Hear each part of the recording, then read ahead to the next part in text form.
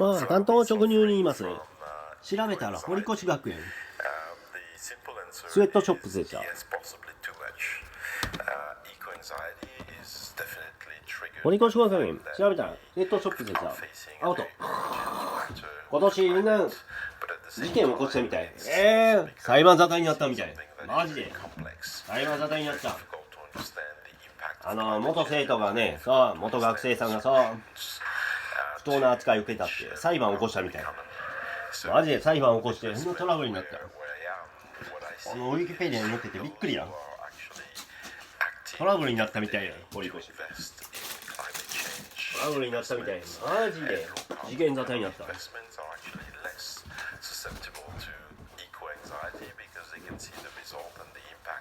トラブルになったみたいな。堀越学園の何面たちじゃなくて、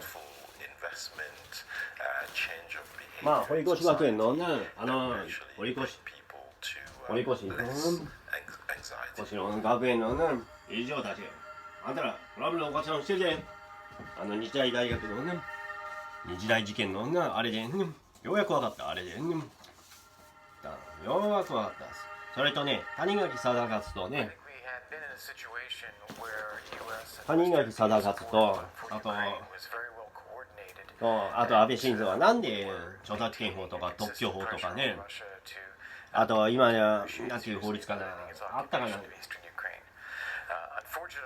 なんかいろいろあるみたいだよね。なんか法律改正してね、配信規制したいの、配信規制。なんかトラブルがあったみたいな。もう分かってた。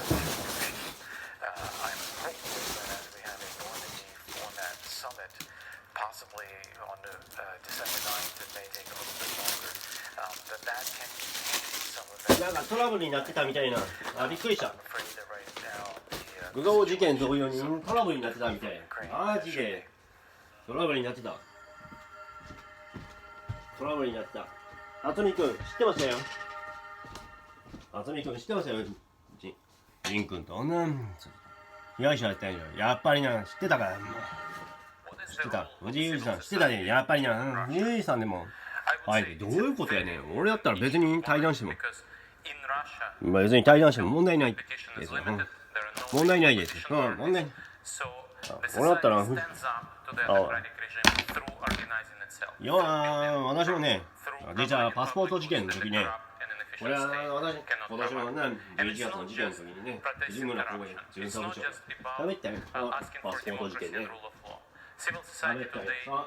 職員がね、無断で記入したってことした。ほんで私ね、ちょっと今年の9月に戸籍謄をもらいに行ったよ。さあ、この時はこの北部新京区メンツはちゃんと対処しました。藤井裕二さん、あんなの改革よかったよ。よかったです。よかったよ。実は私、藤井裕二さんね、実はね、2013年ぐらいか、名古屋に行ってたよ。俺、リチャード・コシミさんの講演会ね、ウィンカ市家庭で、そう、行ったよ。俺は確かに、6月ぐらいやったな。俺で、たまたま藤井、長町の職員さんと本庁舎。一緒にそう一緒にね一緒にみたいなで全国市町村長会議みたいなあったよね。最後ね、私が残念だと思ったのはね、そう今年の衆議院選挙同時選挙を開いて前提でやりました。皆さんの残念やったなかな。やっときは今頃ね、立憲も立ち民も立憲も国民もそう勝ってたね。勝ってたね、むっちゃ。このレイクこと滋賀県全選挙区ね、4議席ね。そう立ち民と国民で分ける形で、そう全員当選してたはずや。そう一発当選ねしました。徳内久さんは当選しました。はい、衆議院議員として復帰しました。そうですね。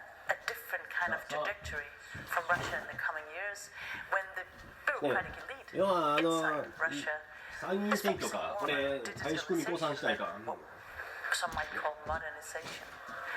As always, the views of Russia are diverging. どうなるかようわからんからな俺も。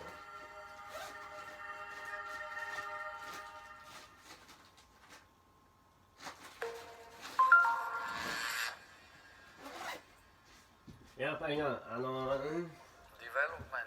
不正はあったんやけど、全体的に自民党もほんまに半分過半数未満だって分かったらさ、やっぱり一部敗北認めたんやさ、敗北認めたんやさ、認めたんやさ、そうびっくりじゃん。日本維新の会な懸案心ね、大分が制圧して、日本維新の会がさ大量に擁立したんだよな。吉村さんたち、初め改革うまくいってたよさ、うまくいってたよさ、西九条のクーデター見たでさ、俺むっちゃ民主主義を強要してた。自粛ってわかる？自民党公明党のせいで苦しかった。いや告発しました。橋本さんたちのおかげでなぜ橋本さんたちを嫌んしたかさ、この人たちの人気取りのためにわざと掲載しました。そうでした。わざと載せましたね。わざと載せた。これでさ、もう最初からね、もう同時選挙やればよかったよ。滋賀県市議選挙もね。これ民意問えばよかったよ。さほんで、宮台蔵はこの時点でな、もし市議選挙2週間やるんやったらね、もう告示前の30日か30日するんやったらね、どうするんやったらね、私やったら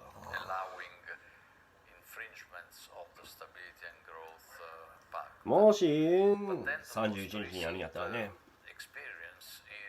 はい、もう2週間ぶっつけやったらこれね、12日に告示して、告示してんと無理やった。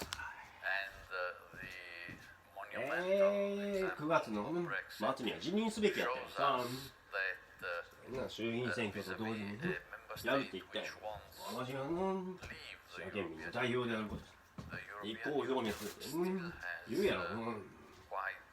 選挙を狙ってやってたやろ。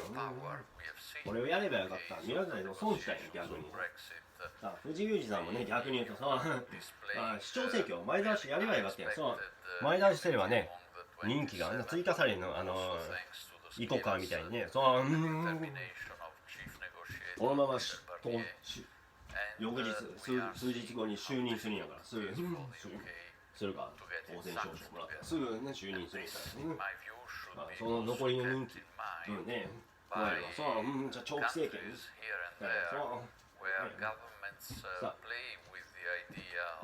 なぜ長町ね、偶数の数字、奇数の数字が危ないってさ、分かったよ。縁起悪いからやめたよさ。いや、私はね、滋賀県県議会を解散すればよかったよ。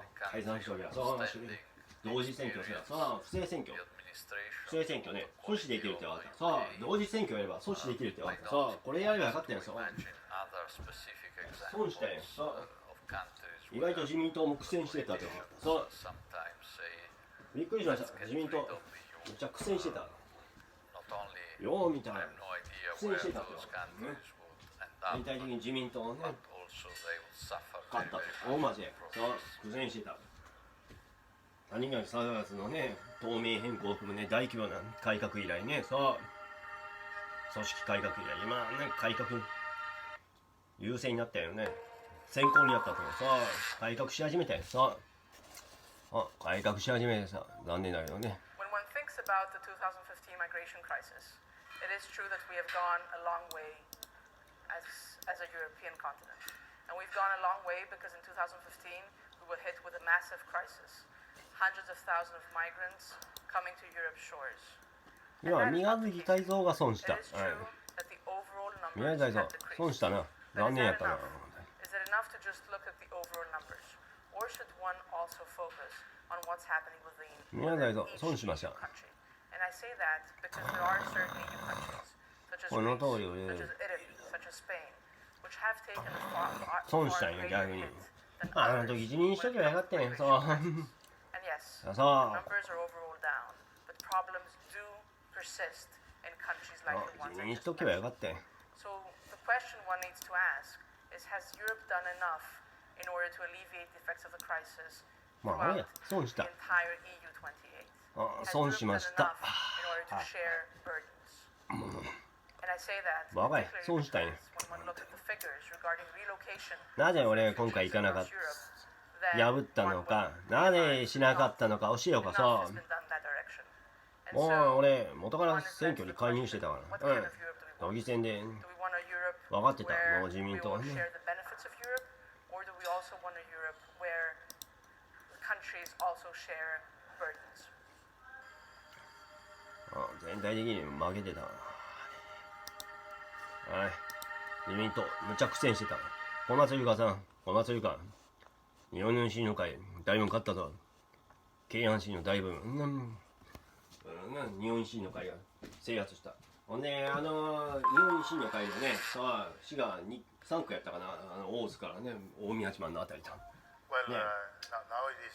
特大さねそう日本維新の会そう当選できたんやそう自民自公の票が割れたんや完全に割れちまったんや分裂してもたんやそう勝っちゃったでも日本維新の会も改革迫られたんやさ予想に合わせて苦戦したんや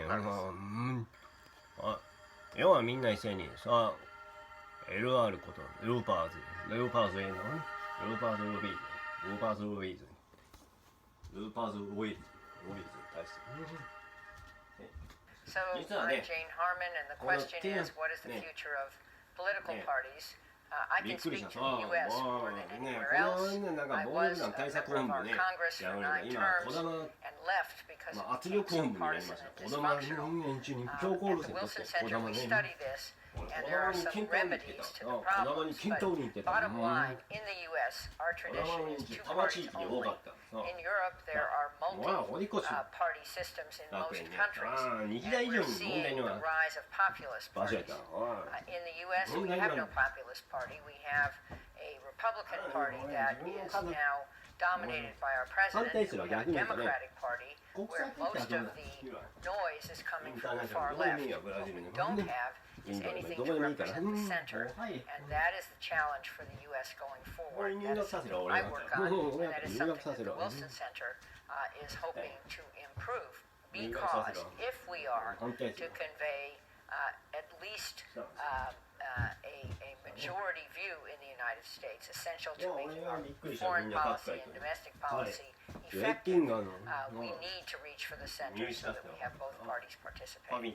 And hopefully we'll advance that goal here at the 要は Trilateral 俺 Commission. 政権の被害者やったそうみんな教えようかそう俺あれねそう皆さん教えようみんな教えようかこれ So we had a marvelous meeting in Stockholm. We could address all the issues that are of very great importance for the European and also at a global level.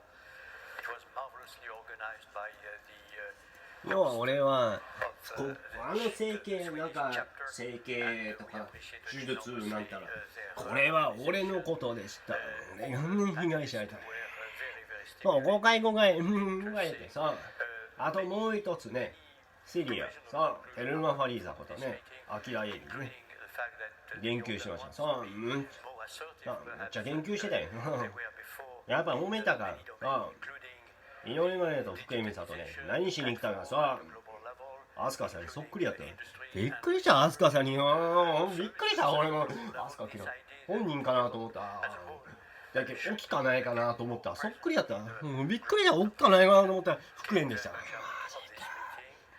身長が160センチあったうっそーマジかウィロエルマに160嘘や164センチあった俺あったこと紫真由美だよこの方164センチ近い身長でしたマジかはいこれは辻たちも知ってる川瀬さんたち知ってるか榎本知ってるかね知ってるかラーメン天平のね元今ちゃんぽんでになっちまったの。だから中川店長ね、実は事故起こしてたよ、交通事故。あっちの大道を使う、そう行く時そうなってもら大変やった。血まみれの状態やったよ。びっくりした、ほんと。血まみれの状態で勤務してたんや、彼。俺が介護してたんや、むっちゃ介護しました。だ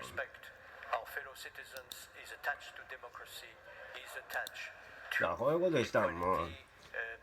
ほんでね、急に太陽、急に。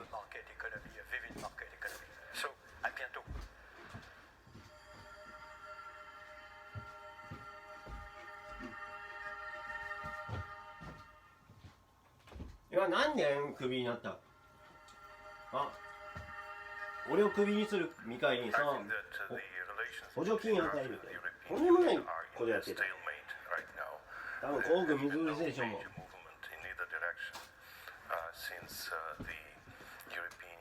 立てたんじゃないか。第二交番、びっくりしたよ、農家の第二交番。オランダなかったね。ダメじゃないさ、島広とかね、ジョゼフ・レッティンガーの身内ですよね、ジョリーさんの。要はさ、やっぱ三つ色の脅されたって、怒られたって、まだが脅されたんですか。ほうが、これ、切れてたかな、マジか、びっくりした、ヒデさんだった。びっくりした。もう、ほんとびっくりした。なんで、渡辺明乃さんが証明しましたさあ、横顔見てみる。辻にそっくりやった。めっちゃそっくり。さんです。化粧してるのはわからんかったけど、はい、明乃さんとそっくりやった。多分渡辺明乃さん、多分まだあやめにストロベリーデビュー前に多分葬式に行ったんじゃないかね。知りなんじゃないかさ、こっそり。さあ、天使感のあるね、そう行ったよさ、バイブルブラックみたいな。あれ辻でした。あれとコナン見てください。14番目のターゲット、そうあれの辻って方いるそうっていうプロゴルファーの選手で、プロゴルファーね、プロゴルファー選手ね、プロゴルファーね、何こうね、勘違いしてさあ、プロゲルス発音でプロゴルファーで、そうドイツ語にあるね、プロゴルファーね、プロゴルファーね、こういうことでした。これは強い。これね、多分ゴルフプロフェッショナル、ゴルフプレイヤーっていうね、ゴルフプレイヤー。間違いないね。俺むっちゃ英語しゃべりたい。皆さん、リエイズンとかエンジオンで、エンジオンは簡単に言えば、要は死因は擬音化する意味ですさ。いやなんかフランス語なんかリ脱落。これは合うてる。これは合うてるんやけど、ただ英語は特殊ない。ちょっと変わってるんですね。実はこれね、例えば何でもいいんやけど、皆さん日本語の本部ってわかる？もっと言い換えたの。本部発音できる。日本語。斉藤渥美さんって方は証言しました。日本語昔こういうのあったって証言してくれたよ。そういうの拾えてくれてきたよな。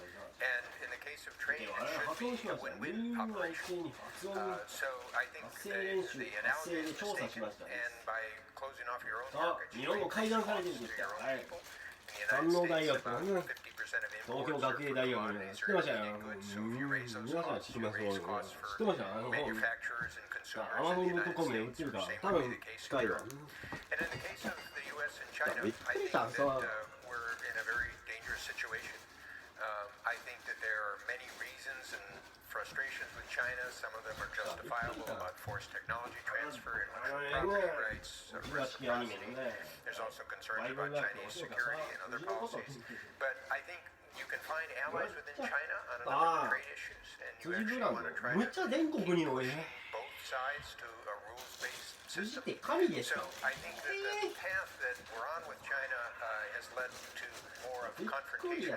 And in fact, what you're probably going to need to see is some combination of competition, cooperation, and confrontation, or at least drawing lines on some issues. So I think with a country as big as China, you need a more multifaceted policy. それともっと恐ろしいことだった俺が連行入院からね1年間さアラモードとねアグッとおよびスタートインクル I would say that the characteristics of a Nordic education system is that first of all we have a very inclusive system そう長間かなと思ったらさ where there should be a room for じゃなくてさ彦根でした I think students are taught to think 草津で何さ and also だーなるせもうあんたら本当だからもうびっくりしたさ system where they have where they put their best その証拠に反省してないジュリエットこと水上へどこ行ったあいつさところであいつどこ行ったさあいつどこ行った水着は言った新聞で堂々と番組してたんだよさでどこ行ったあいつさどこ行ったさねどこ行ったあいつさそういった腹見けあいつどこ行ったどこ行ったまたどこ行ったあいつのインスタグラム見て見合ってたね見合ってましたむちゃくちゃモストと同じように見合ってたこういうことですね要はこの3曲の YouTube 面白いかビルダーバーグの YouTube ですビルダーバーグのメンツですこの方チャタムですチャタムですそうチャタムのメンバーですそう彼のフィルムみたいなチャタムですチャタムの方ですそうブーインさんチャタムですそうそうチャタムですチャタムのメンバービルダーバーグのメンツはそうもうとっくの前制圧したよさまだクーデター続いてるけどまだ続いてる日大事件も同じや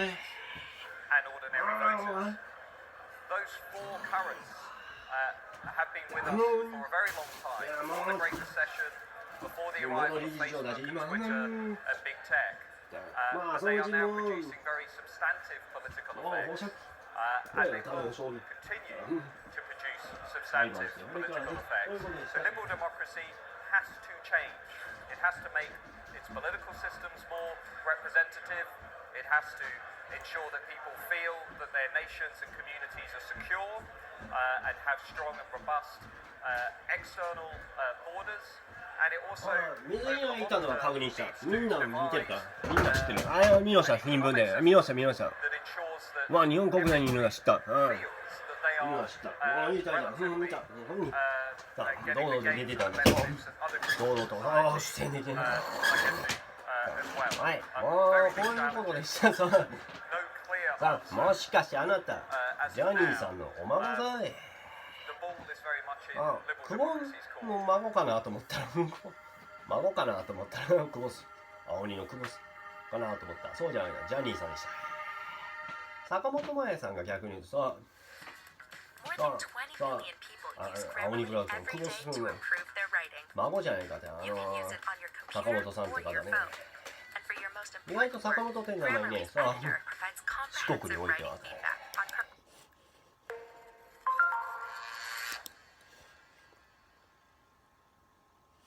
そうなぜ私のなんかみんな疑問に思ったよな俺ね荒見系なぜ元気あいつ制裁メールを食らってます2008年の時にだってサイバーテロリズムさもう制裁食らってましたって藤村光栄巡査部長たち滋賀県警察本部大津地方検察庁宛てになんかユナイテッド・ネーションズからなんか通帳来てませんか、英文で。なんかこういう制裁食らったって。多分滋賀県警察本部の公式 YouTube も多分ね、多分有料課金制になった。ああ、もう公式では関係ない。最初みんなこれクレジットじゃないか。福島県民カードで。そんなわけねえやろ。そんなわけねえやろ。そんなわけねえやろ。だからみんな一斉に即刻見抜くわ、世界中。金融機関一斉に即刻通報してるけど、即刻通報してます。さあ、即刻通報してます。ね、このやつはね、やっぱり三極クーデターで敗れた。それが KDDI 教えようか。さあ、シンガポール国際問題研究所の一員でしたね。ここ実は谷垣貞さん、シンガポール訪問。ここ谷垣さん、ここのメンツだったわけで、はい、多分田中隆会長も高橋さあ、元会長多分ここのメンツや。みんな一緒だって KDDI よう汗なんだ風景紹介してたよね、昔は。分かるけどさ、同じだったよさあ。ヤクルト KDDI のね、3局ボイコット立場でしたね。3局ボイコット立場。さあ、ビルダーバーグ支持でした。まあ当たり前けどね。なんかビルダーバーグが中心な勘違いしてるね。あ、俺の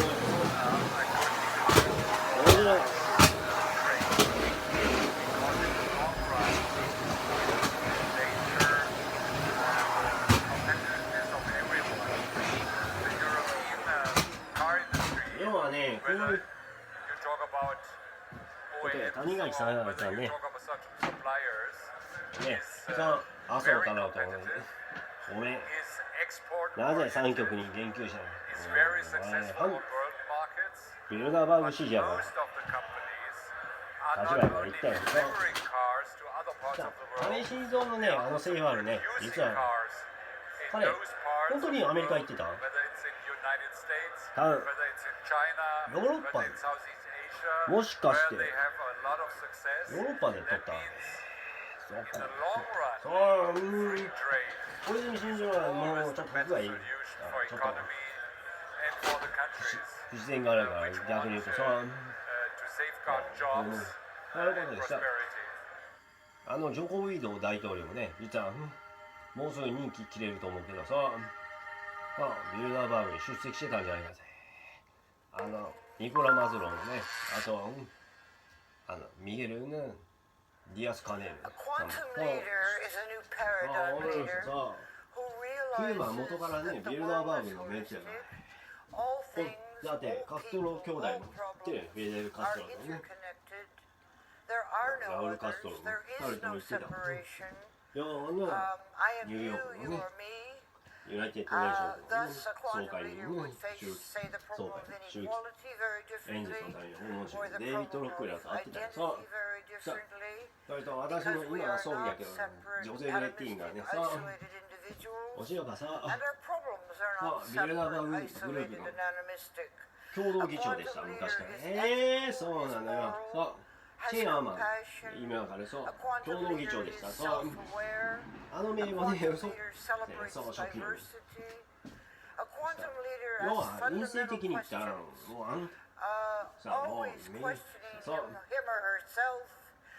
このヘイリーって方がデニス・ヘイリーって方がチャタムのメンツでした。このメンツです。デイビッドさん、代表として来ました。ティンがね、どちらかというとチャタムとかに所属してたよ。ポーランド分かる？今でもアメリカ支持。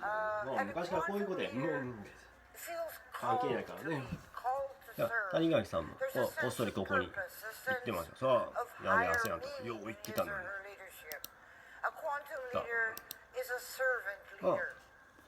逆に言うと安倍晋三なんか出席してね、断ってたんじゃないか、彼本人。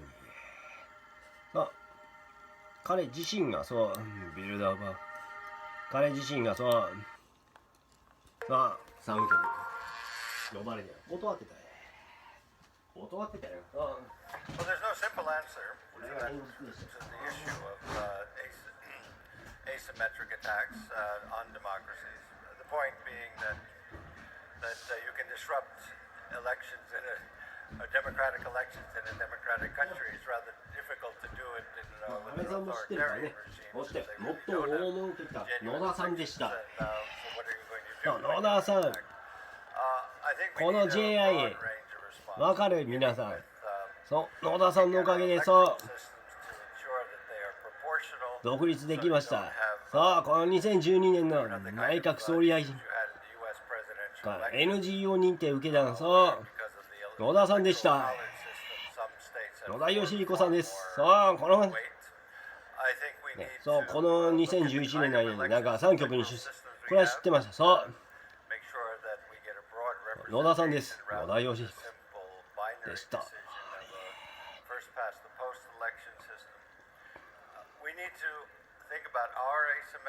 合併した吸収したんやすごいな。むっちゃ吸収したんやすごいやん。この吉田茂傀儡です。ゴミ払いみ系のそうらしい。こいつね吉田じゃなくてねダメ麻生太郎知ってました。さあ児玉茂です。さあ児玉でした。児玉でした。このカジマってわかる？カジマ建設ベクテルと関係の会ベクテルはねお塩がジョージ・シュルツでもわかるからさあ熊谷組でした。北陸に牙城を構えるね熊谷組でした。熊谷組のメンツがベクテル関係熊谷組は基本的にさビルダーバーグ支持でした。3局ボイコットでした。反対派でした。このメンツでも分かれておりこの幹部のメンツでも分かれておりそういうことでした。ボイコットしてました。今の現会長もねこういうことでした。前の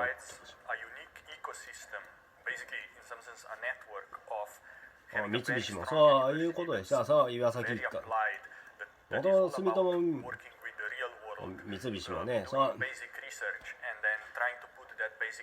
三菱も最初からね四国資本でした。岩崎一家さあ岩崎一家ですさあ岩崎一家のさ補佐で助言でさあ大佐とか弱ありやん中佐とかそれはアシスタントの意味これ使ったの中国は今こうなんやん学校の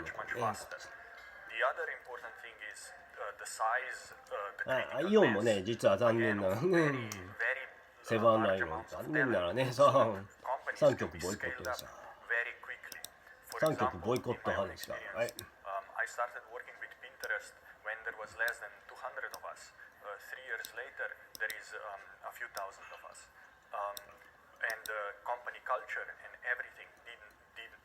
ごめん、3局ボイコットでした。はい。さあ、全くボイコット。俺も最初から3局。俺、アメーバでね、藤田さんは、残念ながらサイバーエージェントもごめん、ビルダーバーグ C でした。ビルダーバーグ C 社でした。エイベックスもね、なんで言及したのタウーでも何でもないけど、あれ大丈夫ですかボイコットは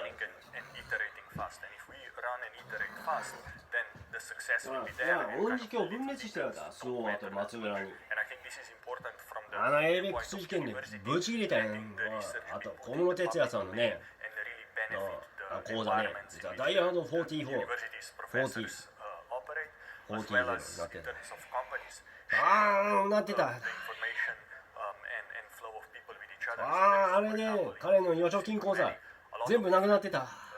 それで大阪地検逮捕されたんじゃないですか。松浦さんあなたはね、このまま行くことさすごい行こうに行ったさ声優の山口勝平お塩か山口義雄っていうのはさ本名児玉義雄ですよ。さあ周防の question about innovation isミュージシャン the first ones to do バー something. ニング So で it's した。 not as 何 much about the speed as it is ああ、みんな知ってるか ?2017 年の時あんたも知ってたはずや。さあの事件の時さ、急にシガトックとかさ、山内カッペ急に大使になったよ。さあ、おかしいなって。やっぱり脅されてたから、やっぱね、脅されてたから。逆に言うと長浜市ね、さあ、滋賀県から分離町があってさあ、丸ごと分離町があって、隣の高島も誘ってやろうかって検討し始めて、さあ、全然機能しなかったんや。さあ、滋賀県から離れる点、これはやっぱり草津か。ああ、やっぱりね。はい、腹見てやった。有志って甲斐有志さん、甲斐有志のことじゃないね。藤井裕二さんのことですね。藤井裕二さん、むっちゃ研究してるよ。何も無視してるんじゃなくて研究してるよ。皆さんよく見ろ。腹見て無視されてるよ。さあ、こいつサイバーテロやったせいで無視されてる。さあ、こういうことや。水着なんだし。文句言いに行ったよ。さあ、文句言いに行ったよ。恩師と文句言ったよ。このすぐ知ってました。さあ、すごい。いとこでした。さあ、いとこやってさあ、もう無関。Migration is currently one of the key issues of European citizens, and my view is that it will remain so, especially because migration is here to stay, and it will probably increase in numbers and complexity because of the political consequences of wars, the terrorism, but also because of the climate change. I think, in my view, migration is needed in Europe. I think it's something that we can benefit from. And I think that we need to change the narrative on this. First and foremost, us as politicians. Actually, the demographic of Europe says that migration is something that we will need in the future in order to maintain and grow our economic development, quality of life. And I think that we should also go back to shared values and human values that are, I think, the foundation stone of Europe. So that together change, as I said, the narrative and help these people, but also help ourselves grow and develop further. Thank you. これどういうことだ。もしかして魔法？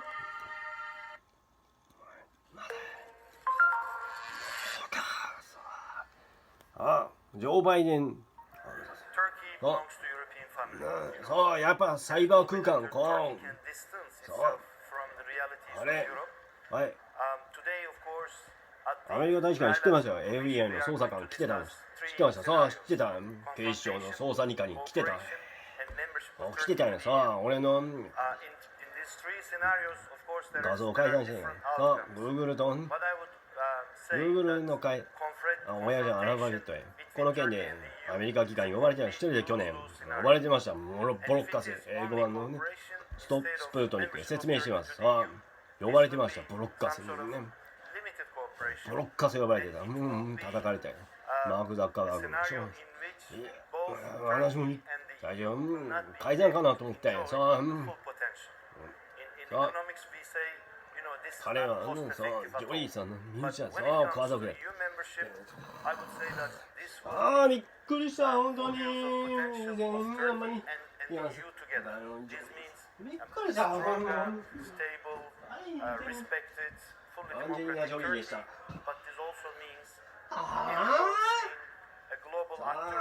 記者が今日みんな引っ越えていった。さあ、家族血のつながれて。もう、前、嘘つくな、ボケ。ああ、さあ。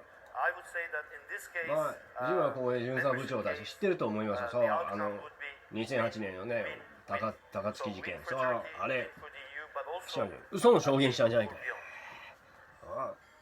保釈金150万円、どこから流れたか。これ、私、逮捕された時言いました。大津のメンツたちに言いました。そう。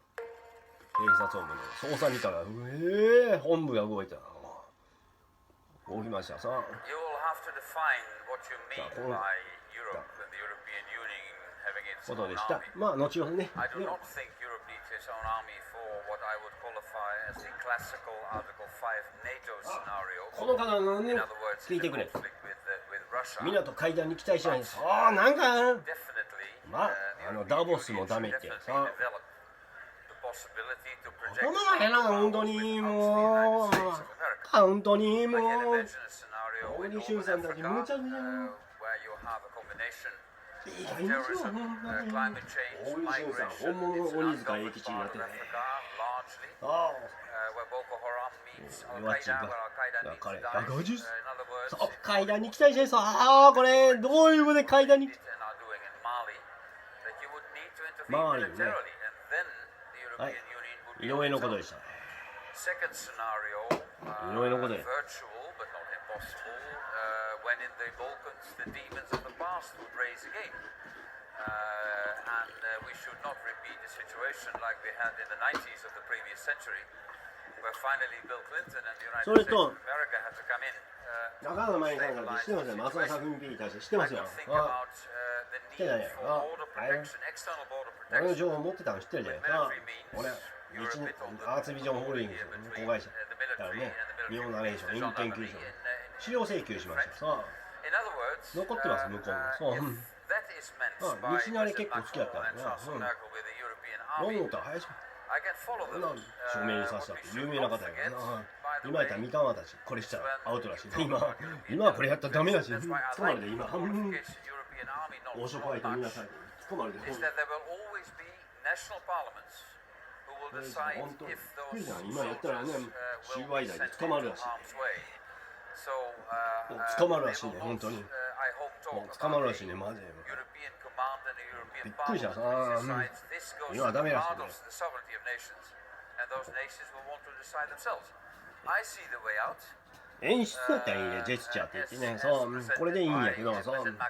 本物はダメやで、言ったら今ワイルドやで厳しいらしいな。今、むっちゃ日大事件でも同じ、むっちゃ厳しいらしいな。要はなんか皆さんなんか被害受けてると思うけど、AKB48 とかそう動画見てくれたら分かるけど、あれ詐欺罪とね、営業妨害罪使ったらこれで多分訴追できるってあった。だから簡単すぎたらあんな特別案人罪使う必要ない。何やってこれしないと分かってない。この詐欺です。それと残念だけどね、福祉事業所全部スウェットショップでした。ブラックオーディンでした。残念だけど、はい、詐欺でした。最悪だった。悪質な事業所やった。来た。もう最悪やった。What can we do in order for democracy 移動。 to survive? So I would like that to be the main theme for our conversation. ああ、井上か。 So what does it take? And 証拠渡せて。一体何の証拠やねん。もしかしてあの連行入院よ。井上真理な、お前が質問したから。おいこれはうまい。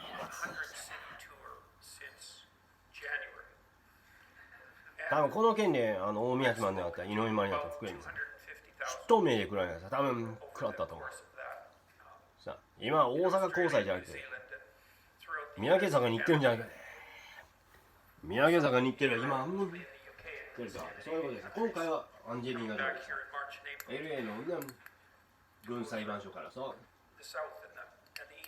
から大津さんに送られたんやさ送られたもんですさ差し押さえていいですね。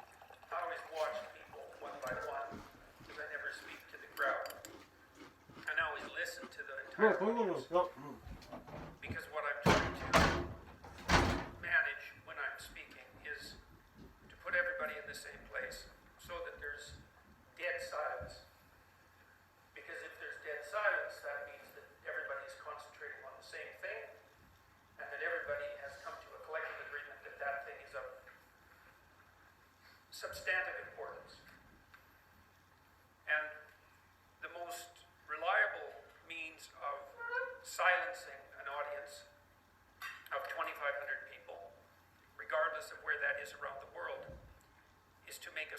case for the relationship between suffering, meaning, and responsibility. And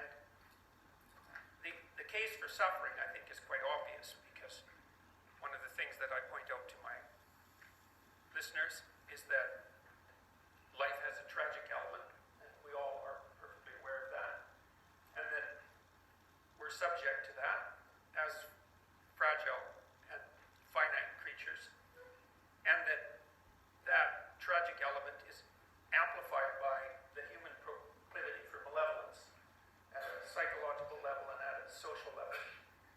And that's the reality that we find ourselves confronted with eternally, in some sense. And that the proper antidote to that is not the pursuit of happiness, and it's not even the existence of the individual rights that are part of the substructure of democratic society, but the willingness to accept voluntary responsibility for those preconditions and then working to rectify them. And the corollary of that is that it's almost inevitably the case that people find the meaning that sustains themselves through suffering and that enables them to be motivated sufficiently to constrain their own malevolence is to be found in the adoption of responsibility. And it's surprising that a message that has that much weight, let's say, and that little frivolity, because there's no frivolity, let's say, in that, silences people. Can democracy survive? あとね、ごめん、もう一ついるわ。皆川淳子さんにそっくりな方はさ、出てました。出てた顔がな。 The resounding answer to that is going to be yes. さあ、多分井上の件で多分 Working to undermine 来 it て or たんじゃない a tiny 及川淳子さ on both ends of the ん political のこう distribution. いう名前の方がさ、なんか、東京都都議会のさ、 And the people in the middle are あ、さ lost in some sense without a uniting narrative. 多分プリキュアの件 A か。 huge part of the narrative はい that、is プリキュアの件で呼ばれたんや。 democratic countries since their foundation isn't これ the 藤上 doctrine じゃな of くて、 rights. It's not 文 the 江で doctrine した of。individual happiness. あ It's the doctrine that the individual is the sovereign あ、水上 foundation のね、 of the polity and maybe F of じゃな the くて cosmos 残念だよね。 itself, which is something that I have H でした。 given ごめ the ん。 important role that あ、 consciousness 全然 plays 通用 in じゃん。 existence なん itself. かファイみたいな発音記号あるやんみんなさ。 It's useful こ and れ necessary あの to call to 中山 people 人たちちょっとスペイン語得意みたいだ喋ってみるわーって responsibility あ as の sovereign フジテレビ individuals. 全然通用しない And so ワ I'm ジテレビって全然通用じゃないワジテレビってのは変な to H でしたごめん adopt, フック to ね develop K a ね vision これ for their life, ロシア語のあれなんだよ口外音化したら full キーになるって responsibility わ for themselves in a manner なる not ほ in a どさ manner こうなりました that pertains specifically to their narrow トルコロシア語言うねさあ something の that's much broader in scope. ゲオルギー・ジューコフ将軍ね、さゲオルギーでもいいし、ジョージ・ジューコフでもいい、分かっ Take た。 on the voluntary ジョー requirement ジ・ to ジ take ュー care コ of フ。 themselves. ジョージ・ジューコフね。これ、ポーレの RG ね。そう、これ、アメリカ英語のソリジャ接近をね。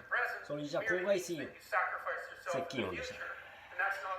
た。 And that's not a あ sustainable あ、 or ね、 intelligent solution. 俺と組み合わせは、フランス語 G ね。これ、 And your 合 future 成 self 音 in でした。 a way that's of maximal ロシア語は逆に benefit to your family. G になってきた。 If you can manage that, and then perhaps if more. there's something 場合によっては、何かルーコフ将軍って言ってるんじゃないか。 then you can do both 破損してるんじゃないか。 maximally supports and serves 将軍 the って言ってるん community. じゃないか、間違って。そう。だって中国語の昔、R じゃん、J だってびっくりした。そう。昔、We made a very bad case. J って発音してたよ We ね。 made a very bad 私は case. ジャイって言う All ん of だ us, よ I would say. C のことをシャイって言うんやった。そう。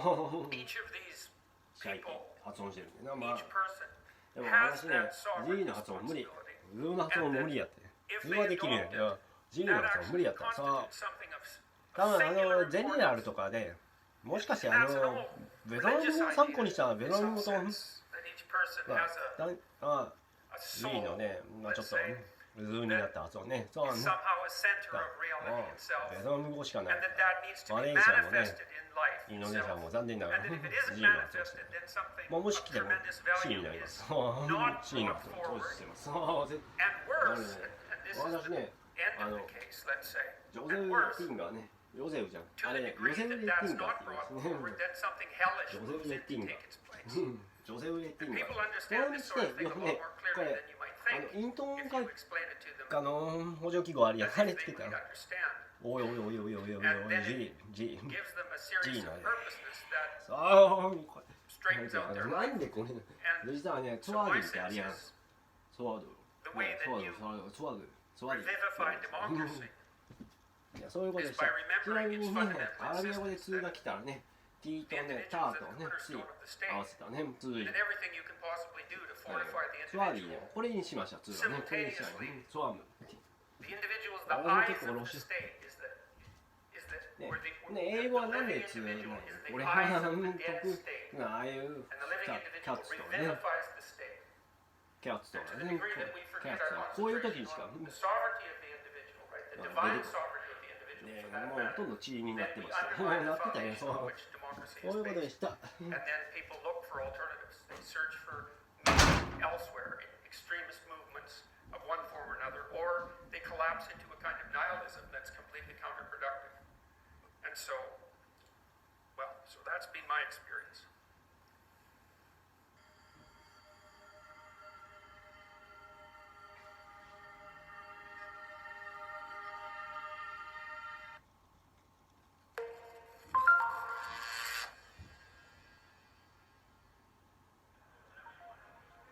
So this morning we had a session on the future of mobility, and we actually discussed what does it mean for the auto industry and what does it mean for the cities. If you look at the auto industry, there has never been as much change as there is today. On the technology side, with connectivity, electrification, autonomous driving, on the social domain, with sharing, more urbanization and new ways of working, and also on the regulation side, where it's about emission control and standards, and also on regulation for managing congestions in the city. So we actually covered that. We also talked about what does it actually mean for the cities? How will actually the traffic evolve if you have more AVs and individual mobility through AVs? What would be levers to actually work on getting a mitigation on traffic and basically how to deal with heightened traffic from autonomous vehicles? What would be the impact of actually sharing more cars, of basically having smaller or basically bus-based autonomous vehicles? And actually, how would you deal with occupancy-based pricing? How would you actually work as a city to make the whole modal mix work and in the end get to a better transportation for the whole city?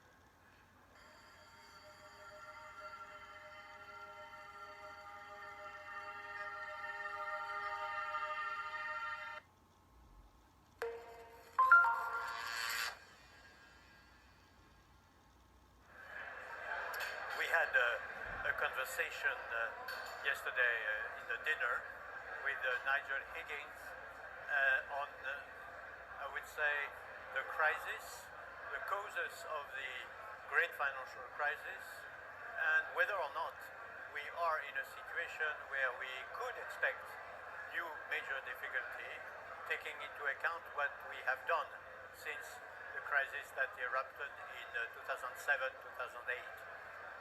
I have to say that the questions which were asked by Nigel were very, very stimulating. I could embark on explaining that, in my opinion, it was very much a multi-dimensional causes that we had to cope with. We had certainly the over-indebtedness that had accumulated from year 2000 up to 2007-2008, approximately 25% of the global GDP as an additional public and private debt outstanding.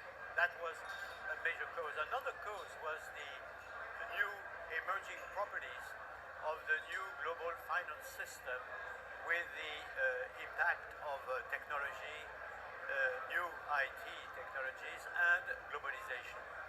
And amongst the properties, the emerging properties that I could witness myself when I was president of the ECB in 07, 08, 09, 10, 11, was that the contagion was taking place extraordinarily rapidly. You know, in the old times, you would expect that a major shock here would be transmitted to the rest of the world as a matter of months or even quarters. In the new world in which we are, it's a matter of half days. And we could experience that in 08, dramatically, obviously, with the collapse of Lehman Brothers. And we have other causes that are also important because, as I said, it's multidimensional. But I stress that the two causes that I mentioned just now, namely these emerging properties and the rapidity of contagion on the one hand, and the debt overburdening the global economy are still there. And we, particularly as regards the level of the debt outstanding, public and private, as a proportion of global GDP, we continue to have a piling up of debt more or less at the same pace after the crisis as before the crisis. And this is worrying, and it calls for extreme vigilance, obviously, and hard work to complete all what we have done and should do, again, to prevent the new crisis, and if we have new shocks that are very difficult to predict, to prove resilience in the new environment which we will have to accept because we have a recession in the US and in Europe, or because we have geostrategic events that would be very, very shocking at the global level, or for any other reason. That's what we discussed.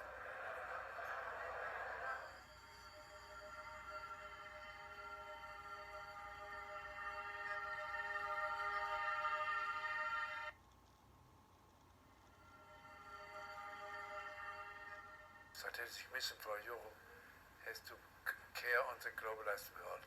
That means to stabilize our neighborship, to stabilize Africa together with others, but Africa is one of the major challenges for Europe as well. And of course, to make our European values as attractive as possible in the global competition, which order is the better one.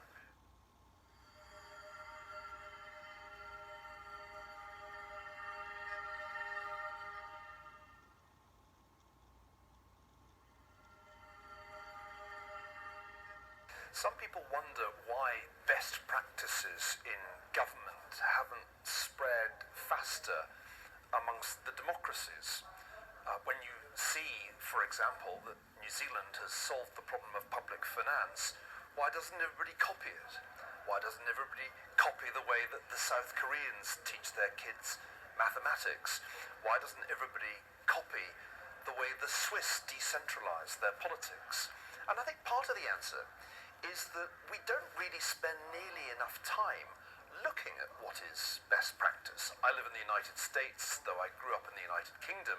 One hardly ever hears a reference to other countries' systems in the US debate on healthcare, except when somebody is making a completely caricatured analysis of the way, say, Canada does things. So I think part of what we need to do is stress the need to look at best practice so that politicians and voters become more aware that there are solutions to most of the public policy problems. We just haven't tried them in many countries. On the other hand, I think there's one other side to this that one shouldn't forget. Sometimes you'll meet people who'll tell you, well, the Scandinavians have worked everything out, and Sweden or Finland or Denmark has come up with the perfect solution to policy problems. That's often an argument people make on the left in the United States.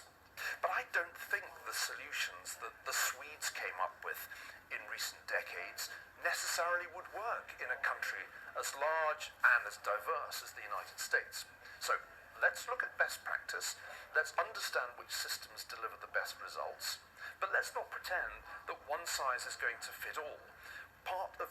reason for the success of Western civilization, which is where democracy began, was the diversity of systems and the competition between them.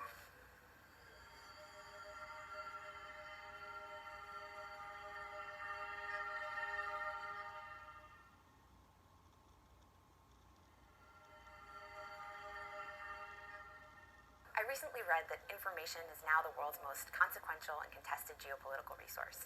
I think that's right. Global internet penetration has revolutionized the information domain, and information operations, which aren't new, are dramatically expanding in scale and scope. This is a new challenge for media organizations, which are already facing a business model crisis and declining trust. Meanwhile, AI advances confer strategic advantage to those with access to lots of data. This has implications for privacy, but also for the information advantage that democracies have traditionally enjoyed.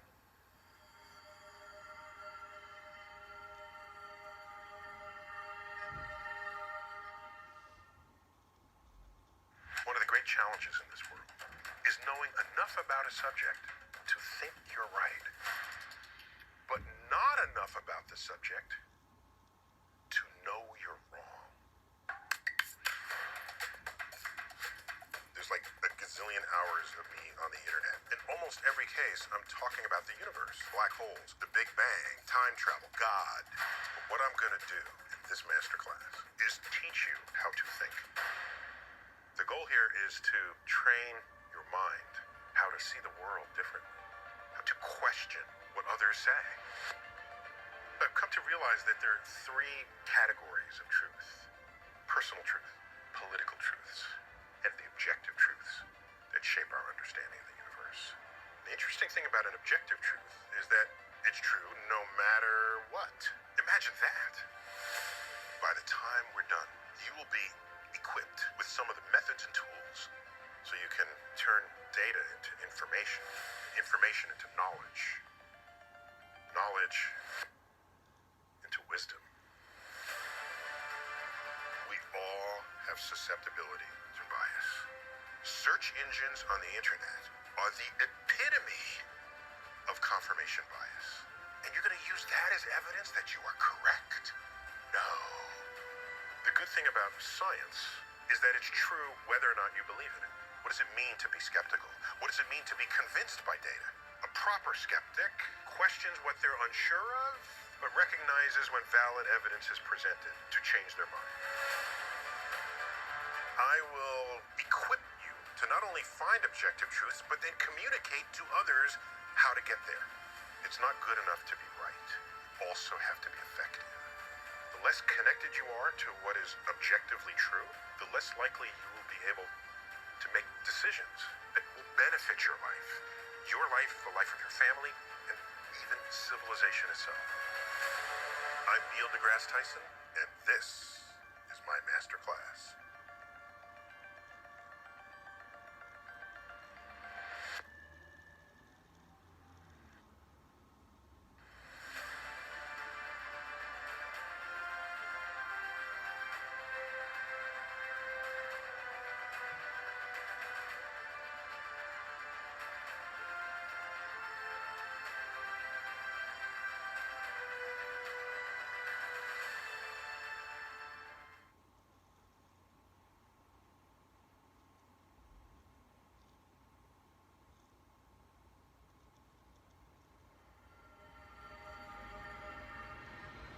Well, does European diplomacy exist? It's not an easy question, and the answer is yes and no. Yes, in an institutional sense, that is, Mrs. Mogherini today exists, she travels, she can deliver some messages for Europe, but I would say certainly not on the most fundamental issues of foreign policy, because members of the European Union are, many of them, very old nation states. They have their own foreign policy, defense, security apparatus, and so forth and so on. And I cannot imagine the French diplomacy just to be second to the European diplomacy, and the same with the UK, as long as the UK is in the EU or the German diplomacy, and I could continue the list. So, in my judgment, the best merit of the EU diplomacy is first to perhaps reduce as much as possible the differences between the various diplomacies of the member states. And this, as such, is not so bad. And also, I think the EU diplomacy can deal with some relatively secondary issues, such as, for instance, I'm thinking of the Timor case in Indonesia, that is issues which are not at the forefront of national diplomacies, but which nevertheless can have some importance.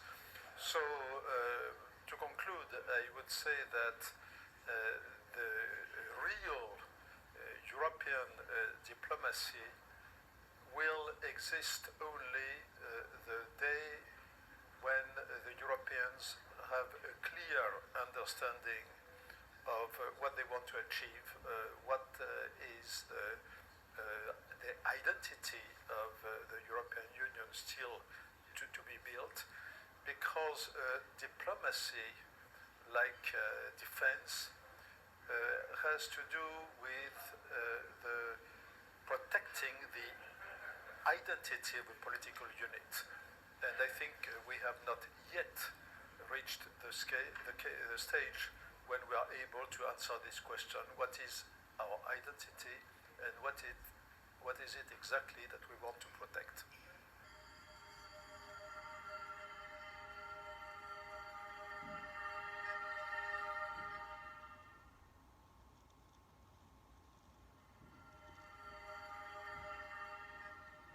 They're certainly similar in one respect that Thucydides wrote about brilliantly in his book on the Peloponnesian War, that when a rising power, as Thucydides wrote about Athens, threatens to displace a ruling power like Sparta, or in the current situation, a rising China threatens to displace a ruling US, alarm bells should sound, grave danger ahead, a significant likelihood of war, real bloody war.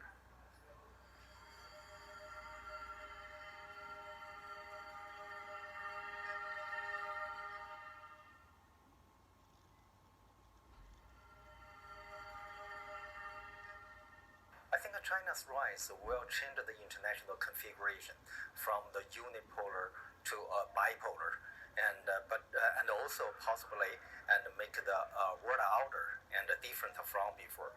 But it doesn't mean that the China's rise is the only factor to change the current international order. And actually, the Trump administration's policy is more challenging than China's rise to the current international order, because China's policy tries to maintain the order. The reason is very obvious. China benefits from the present order, and meanwhile, the Trump administration believes, and China benefits more from the current order than the United States. That's why they want to change the order, and based on the ideology of anti-establishmentism.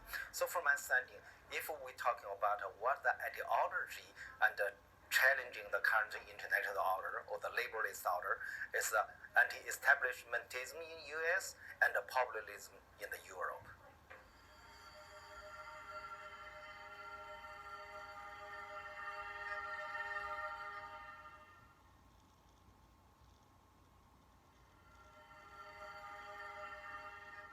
I think in economic terms, it's already shaping up to be the Chinese century. By 2014, according to the IMF, China was the world's largest economy by purchasing power parity, and in other respects, China is already the world's largest manufacturer, the world's largest exporter, the world's largest market for a great many important commodities such as vehicles. The question is whether that economic power translates into political power and strategic power, because I think most people would agree, probably even in Beijing, that America remains the world's dominant political power. And the question is, will that economic mismatch between economic power and strategic power change, and China will become the dominant power, not just economically, but politically? It's too soon to tell that, however, on that, because there are a lot of different variables. Will there be a direct conflict between between China and the US, for example, over dominance of the Pacific? Will China perhaps be constrained by other things? Maybe there'll be internal disruption to China's politics if it cannot manage to, for example, maintain the current political stability. That could disrupt China's political rise.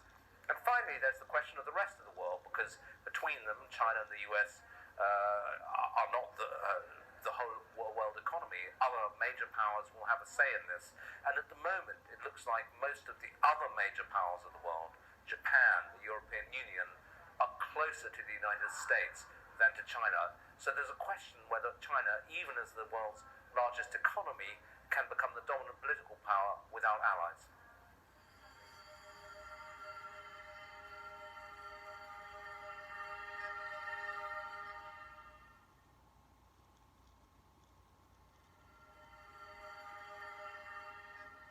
I think economic growth, the success or failure of it will be determined by the degree to which individual countries and regions can supply jobs for the great emerging middle classes of these countries, formerly poor countries.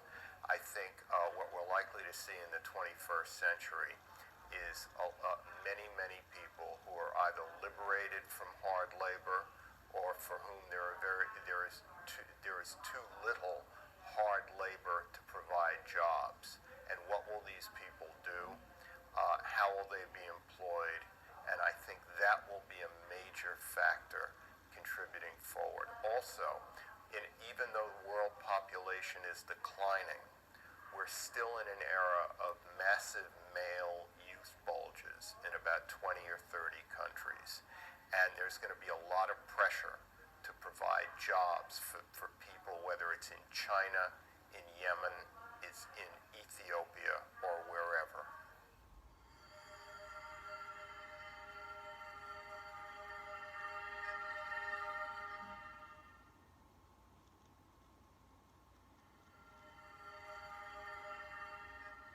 The main question of my talk is if robotics and artificial intelligence and the upcoming industrial revolution are a threat or an opportunity for the world and for manufacturing countries and also for developing countries.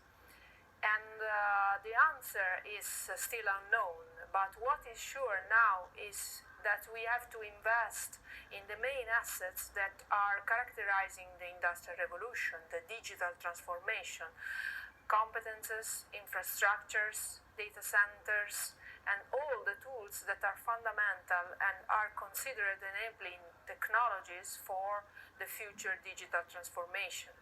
I also presented the differences between the US, Europe, and China, how they are integrating artificial intelligence into different knowledge and competences and scientific results. For example, in the US, they are investing very much in developing artificial intelligence for humanities, while in China they are investing in developing artificial intelligence for agricultural application, for producing food, for example. So globalization has obtained some results in terms of being socially connected, but in terms of geopolitics we still see many differences also in how the digital transformation is implemented in the society.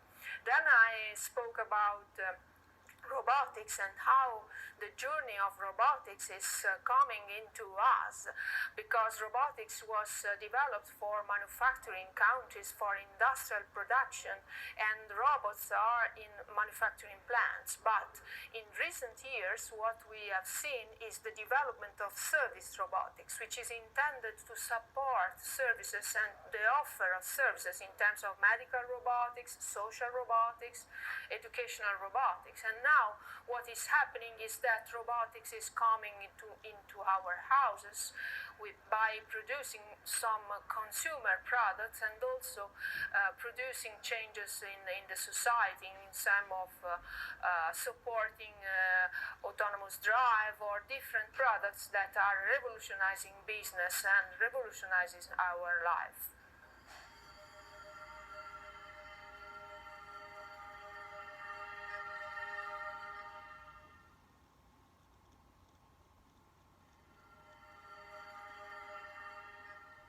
do have a very serious problem of people left behind.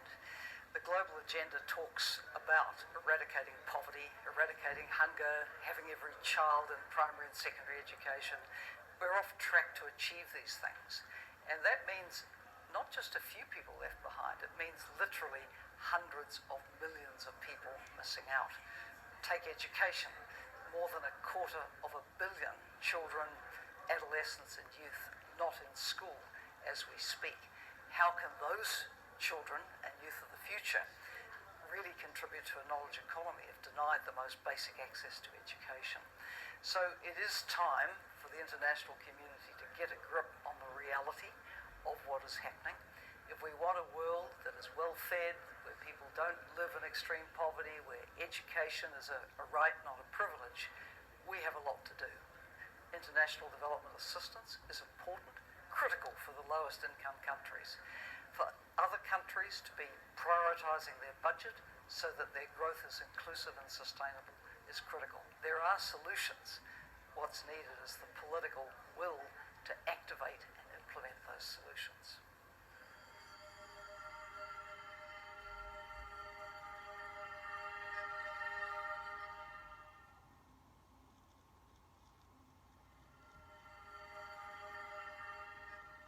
There are more than 70 million people in the world that are forcibly displaced from their homes, either as refugees crossing borders or displaced in their own country because of war, violence, discrimination, persecution, bad governance.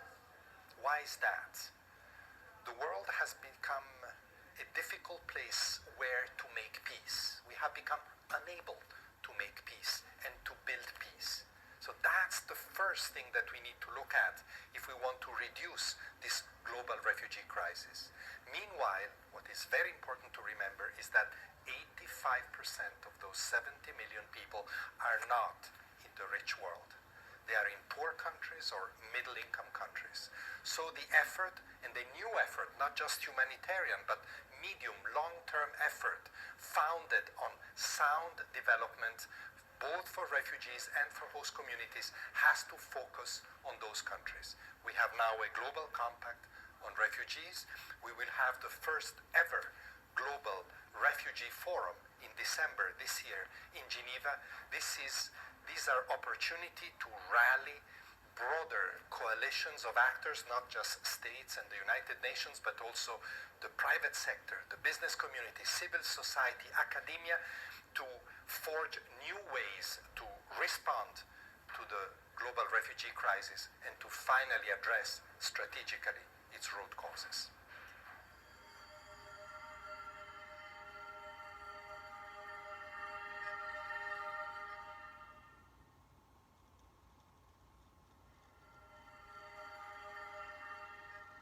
The question that you're raising, will Syria find a long-lasting peace? Well, the Syrian people deserve a long-lasting peace. Think about it. They've been 8 years now in a horrible conflict which became from local, regional, and frankly international. So the answer is it must be yes. Now, how to do it is where the challenge is coming. And the only way to do it is actually to end the military conflict, because there is no solution. I mean, it's not just a word, it's the truth. There will never be just a military solution, and include everyone. New constitution, elections under the UN supervision, that would be a way to include them.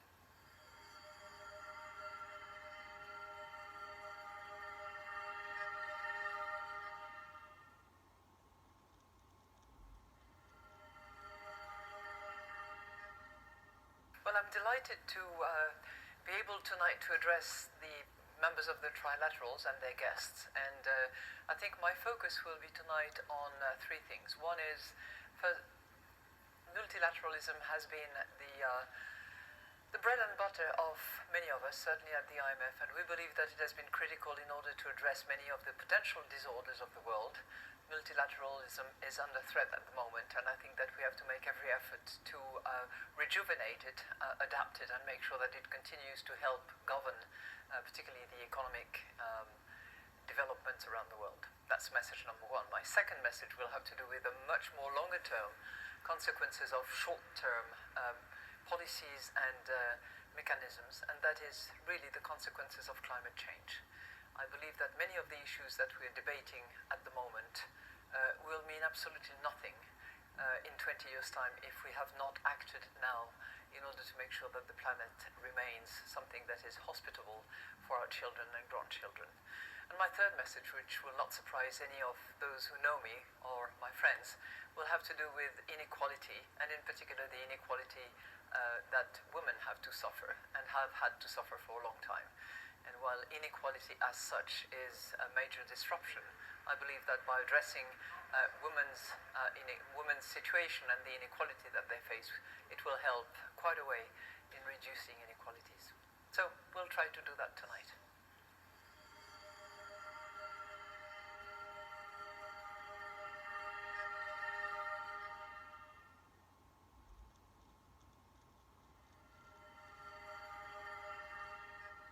We're living through an era of rapid and disruptive change. That's across the board, economy, society, and what we're seeing is that nowhere is that disruption more evident than the trends associated with climate change. We're all familiar with the extreme events, the temperature rises, and the inexorable change that we're seeing to the planet's ecology as a result of climate change.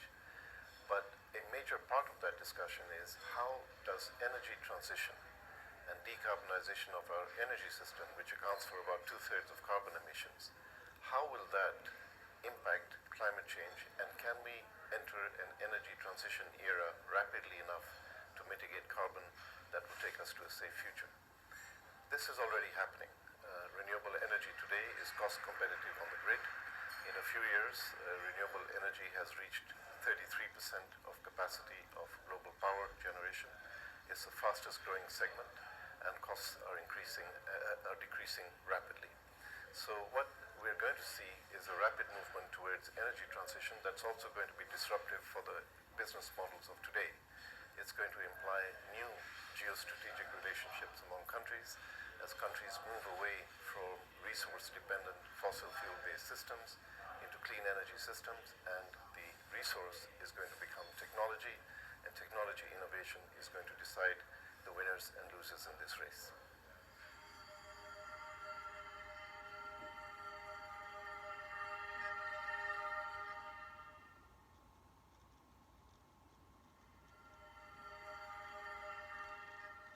The low-carbon economy should come because to avoid the climate change, serious, I would say, effort is necessary.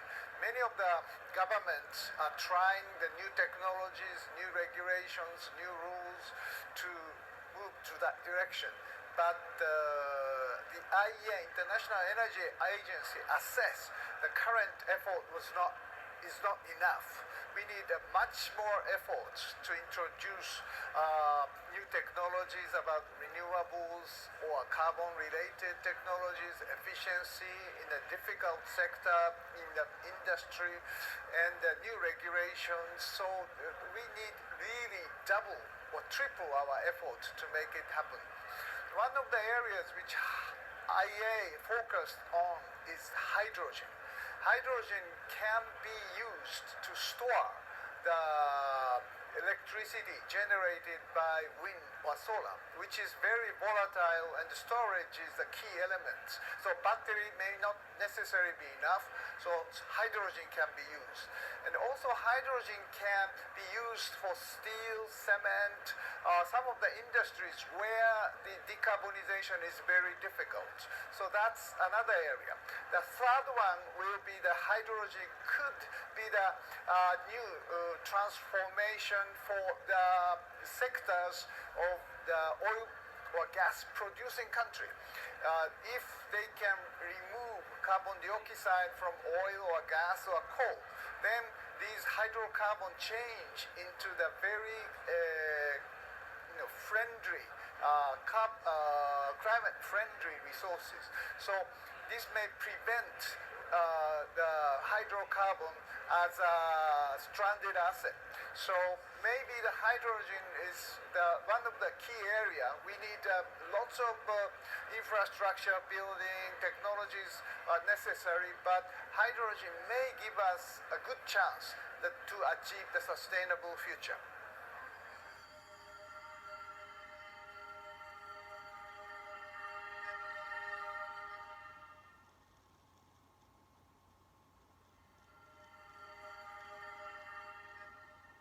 The challenge of dealing with disinformation narrative is that it's not enough just to check the facts, because by definition any disinformation narrative doesn't have good facts. They make their facts up. They're actually lying. This is why it's disinformation. So the challenge with disinformation actors is that the thing they have in common is they're really good storytellers. They tell a story that people want to believe. A lot of the time they will appeal to anger, they'll appeal to fear, they'll appeal to hatred, and they will try and stop people thinking. They'll try and get people so enraged that they switch off their critical faculty. That means that for those of us who are trying to challenge these narratives on a daily basis, it's a much more complex challenge than just presenting the facts. You have to have the ability to tell the story, and you have to find an emotion to appeal to, which will actually get people to think. Now, fortunately, there is a model of story which works. If you think of the detective story, that's a story where you're putting together evidence and you're telling people, this is what happened, this is why it happened. And it appeals to a different sort of emotion. It appeals to curiosity, it appeals to problem solving.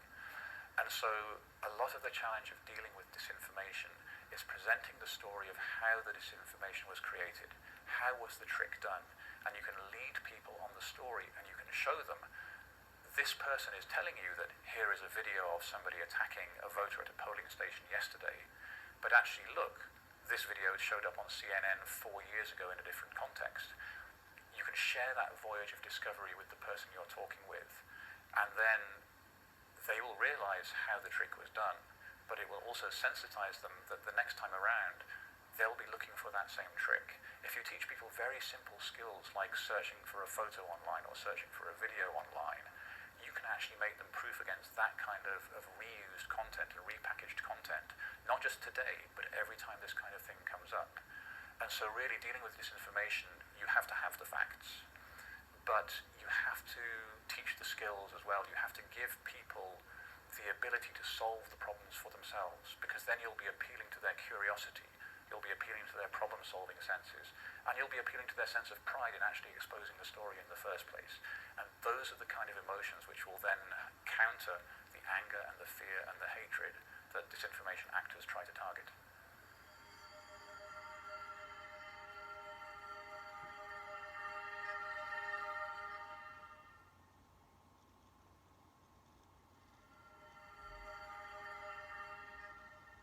Cities are one of the greatest innovations of all times, and what's interesting right now is that urbanization is, alongside with digitalization, a very, very strong economic force and a force for innovation.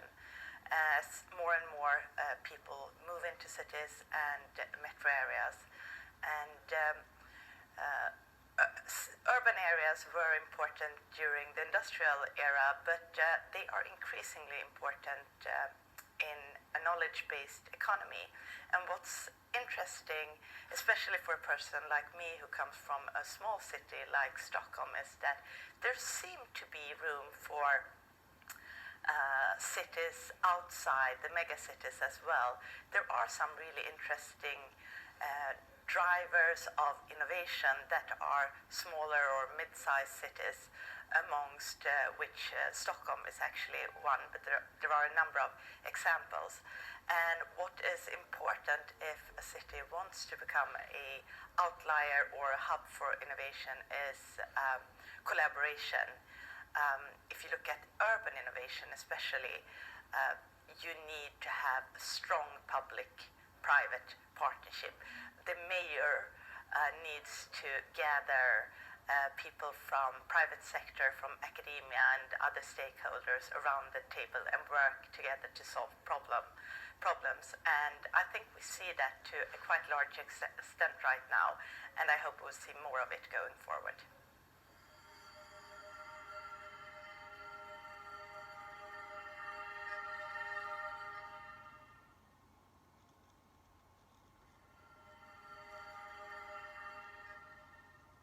So we had, I have to say, a global meeting with three North American, Asian Pacific, and European members of the Trilateral Commission, which was very, very multidimensional, if I may.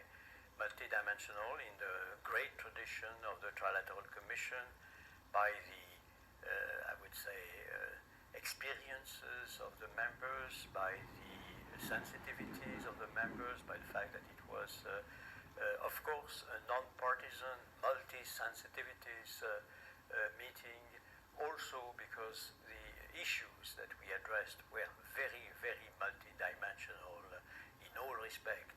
We addressed issues that were of a geostrategic nature, issues that were of an economic nature, profoundly economic nature, issues that were related to environmental issues and difficulties and challenges.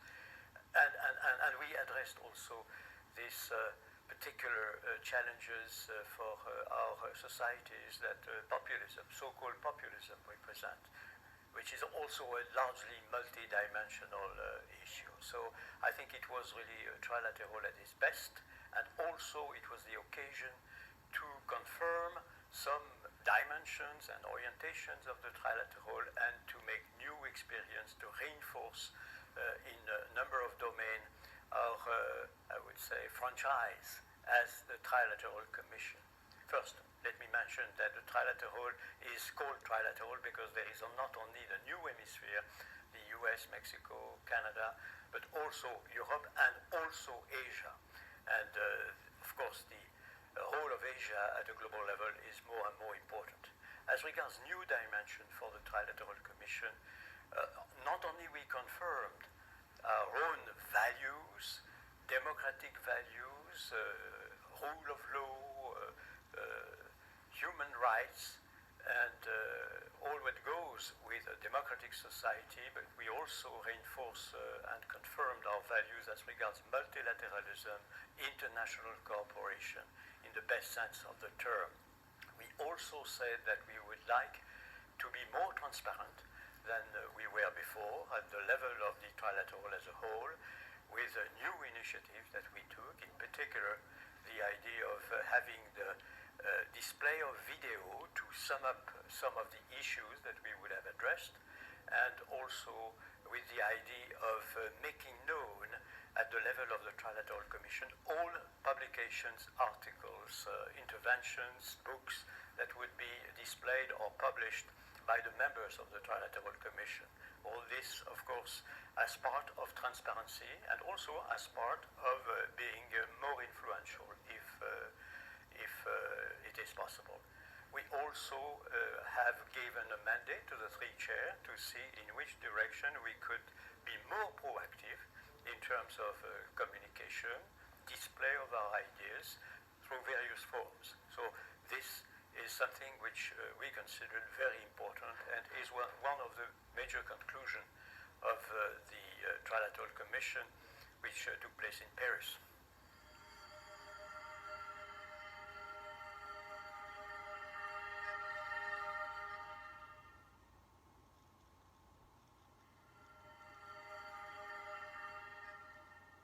Hello, I'm Megan O'Sullivan. I am the new chair of the North America group of the Trilateral Commission.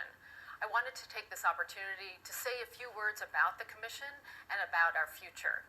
As you may know, the Trilateral Commission is a storied institution, an organization with 46 years of history of having an impact on big ideas, on bringing people together across different sectors and across three different geographies, that of North America, Europe, and Asia. But we are on the cusp of a new chapter, one that builds on that history, but really reorients ourselves and puts us in a position to make an impact in a very, very different world. And the reason why I have such confidence that the Commission can remake itself is because there is a need, and the Commission is well suited to meet that need. And that need is quite simply that in this day and age, in these political landscapes, the need is simply for more organizations, more individuals, more entities to take up the mantle of defending a rules-based order, an order that values and is committed to democratic principles, ideas like free trade and human rights. And we also have a need for more ideas to help us tackle new challenges, or certainly challenges that are new to this generation. And there are many reasons why I think the Trilateral Organization is so well poised to meet this need. First and foremost, we are an organization that at its heart is a community of countries that share a common set of values, that share these commitments to these ideas about democracy, about free markets, about the rule of law. And secondly, we have a membership that spans policy, business, and academia and media. And that allows us to bring minds together and experience to bear on problems that are no longer just the purview of one of those sectors. The things that need to be thought about today and where we need new solutions and prescriptions are ones that are at the intersection of business and policy. Whether it is the contributions that private sector organizations can make to combating climate change, whether it is figuring out the ideas that will drive the reform of capitalism, or whether it is understanding the impact of technology on our systems, all of these things need business, government, and others at the table to help with. Now, of course, to realize this potential for the Trilateral Organization to meet this need, we are going to have to do some things differently than we have in the past. First and foremost, we are going to have to recognize, as a group primarily of democracies, we need to spend some time looking at ourselves, looking internally, saying what's happening with our own institutions, what is the health of our own institutions, and how is that situation affecting our ability to cooperate across national lines and deliver global problems to pressing global solutions. So we're spending more time talking about things like populism and the impact of technology on our own societies. Secondly, we've got to think about impact differently. Traditionally, we're an organization that has had impact based on the very nature of our relationships. We're an organization of people who have close ties to national governments, and often the ideas that we debate in private inform our own perspectives and inform our discussions and deliberations and conversations with people in positions of power. That will still be true, but today we need to think about having an impact on the broader debate. We no longer live in a world where governments are the only ones that can influence the future.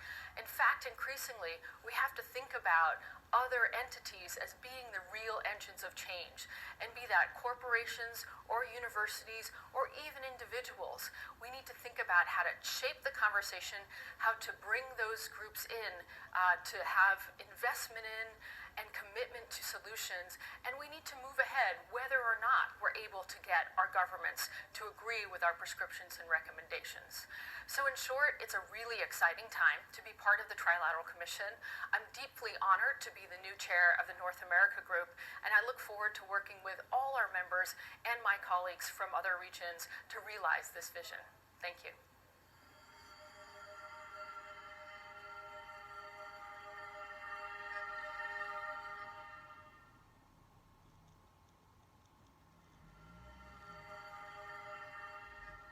The role of political parties in the political processes of countries has been always to A, intermediate the demands of society, and second, to organize the process of political competition to mobilize the population for access to power. The first objective, the one of intermediation, has been badly eroded by technology, by the social media, because people have direct access to the politicians, to society in general, to make their demands directly to the people. However, nothing has replaced the means to access to power.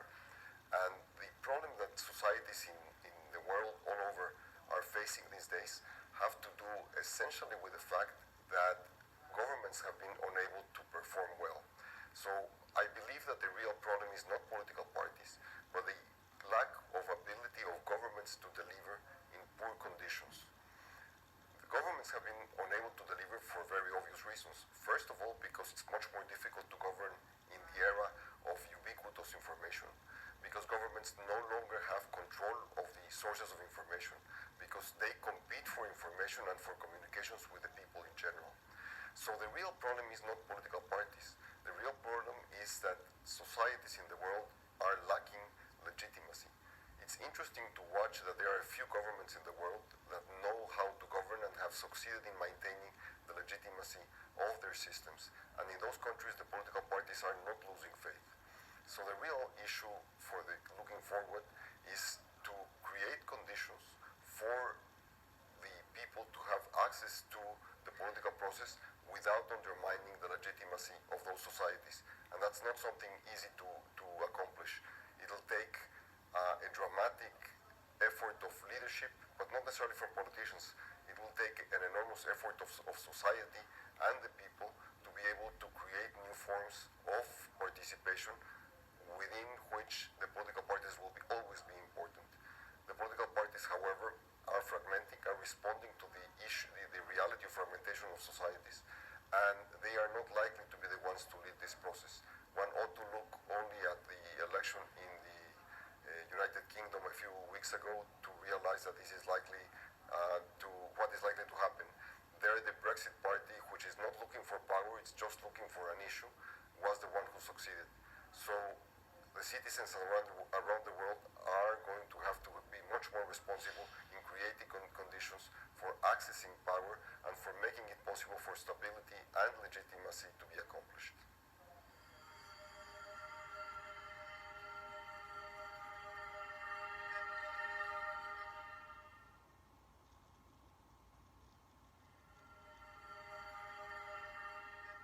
The best way for companies to surf the digital revolution is to build trust with their customers and to build trust with their employees.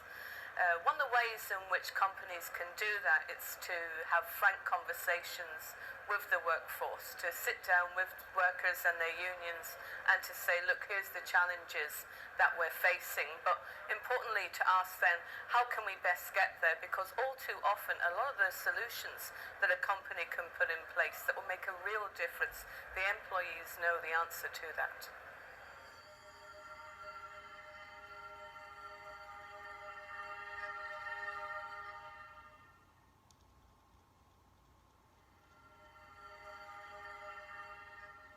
Multilateralism is not only the best, in many cases the only way in which you can deal with global issues, because we're dealing with global challenges and therefore you need global solutions, you need multilateral solutions. They take a little longer, yes, of course, but once you get it, then they will stick around for longer and you will get greater ownership, and therefore you will tend to have more effective solutions. The other way is that, of course, unilateralism is always about who is stronger in a bilateral relationship. And therefore, by going multilateral, what you do is you balance, and all the opinions count. Of course, you always have the bigger countries speak louder, but the differences are less, and also the needs of the smaller countries, the needs of the developing countries, the needs of the groups in a society that are left behind, then they are much better addressed by a multilateral approach. So yes, today we need multilateral more than ever before.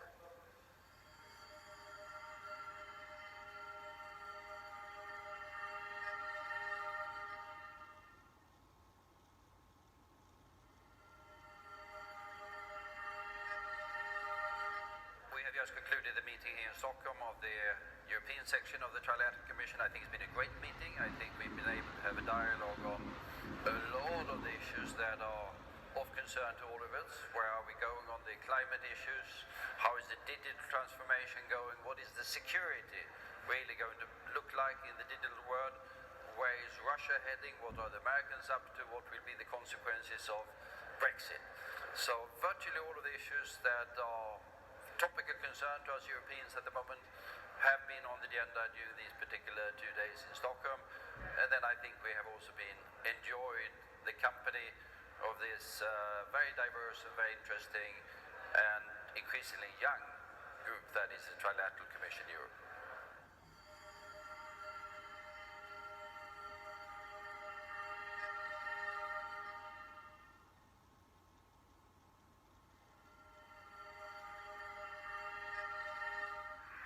I suppose the question we're all asking is, will the Brexit saga ever end? After 3 years after the referendum, and the British still haven't decided what they want to do, and they're now in an election. I suppose that the answer to the question depends on who wins the election. In order to try and answer that question, we here have David Lidington, who was Mrs. May's number 2 in the last government, and who chose not to serve under Mr. Johnson, the current Prime Minister, and he's going to tell us who's going to win the election and whether that's going to bring things to an end. And I'm going to disagree with whatever he says.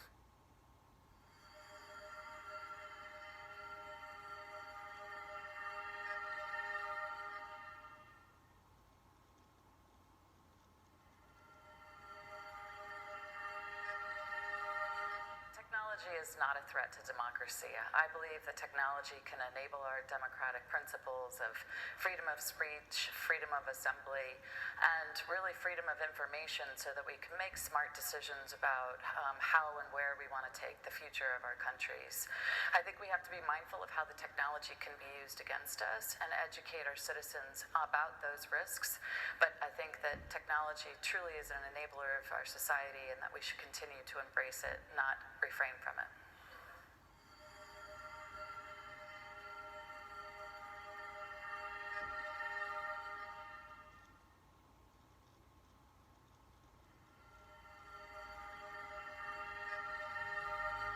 To some extent, the school of the future for the adult workforce will essentially not be a school. Many people will have to continue to learn, continue to reskill, continue to upskill, but they'll do that inside their workplace. We will need to ensure that at least 2 to 3 months of learning are integrated into every single year that somebody is at work. The second thing that we know is that the Fourth Industrial Revolution is changing workplaces and the needs of the labor force so quickly that we're also going to need to quite fundamentally reform education systems. And that applies to the delivery and it also applies to the content. One, we need much more technology integrated into schools. And second, we need to ensure that young children are understanding how to apply these technologies in the future, understanding how to collaborate with each other rather than compete with each other, and understand how to apply critical thinking so that they're able to continue to learn throughout their life course.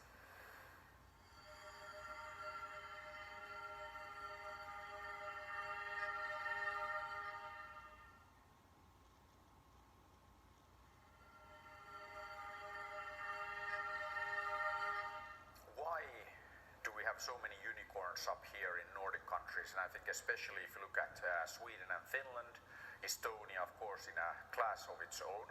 I think that it starts with fantastic education. We really have a foundation of education here in Nordic countries that doesn't kill initiative, doesn't kill creativity, and of course that is what it takes to be an entrepreneur. You need creativity, you need to be able to take initiative. So I think that's something that is really enabling this whole thing here up in the north.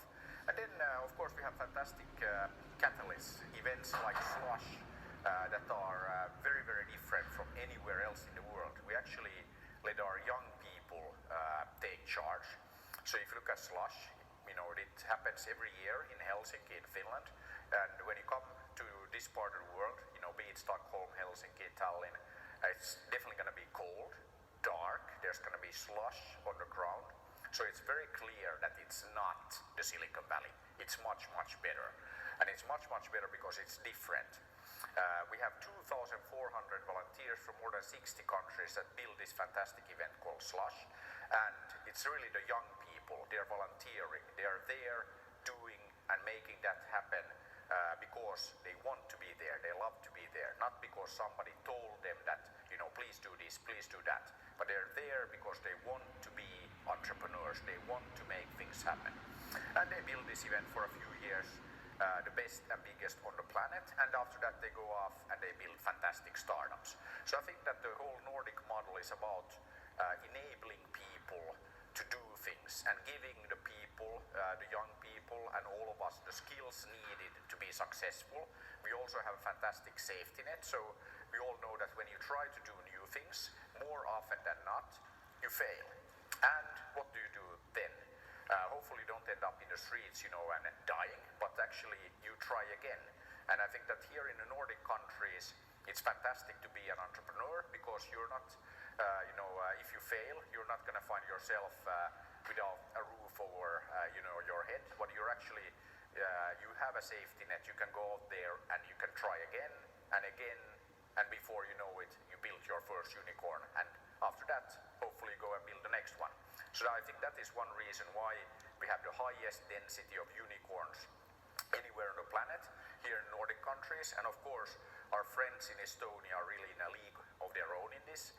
1.3 million people, and they have 4 unicorns: Playtex, Skype, TransferWise, and now the latest one being Bolt. 1.3 million people, 4 unicorns, that's more than 10% of all the unicorns in Europe actually. So the rest of Europe needs to get its act together. And then I think that if you look at this unicorn per capita, in China they have more unicorns than anywhere else, 200, but they also have more people, 1.4 billion people. So if you do the math, in China you need 7 million Chinese people to build just one unicorn company, while in Estonia they are much more efficient, only roughly 3,000 people you need to build one unicorn.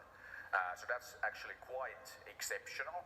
So I think that we should all be more like Estonia, and that's something that we can definitely strive to here in Europe. So let's go out there and do things, and we'll end up with lots of new unicorns all over Europe.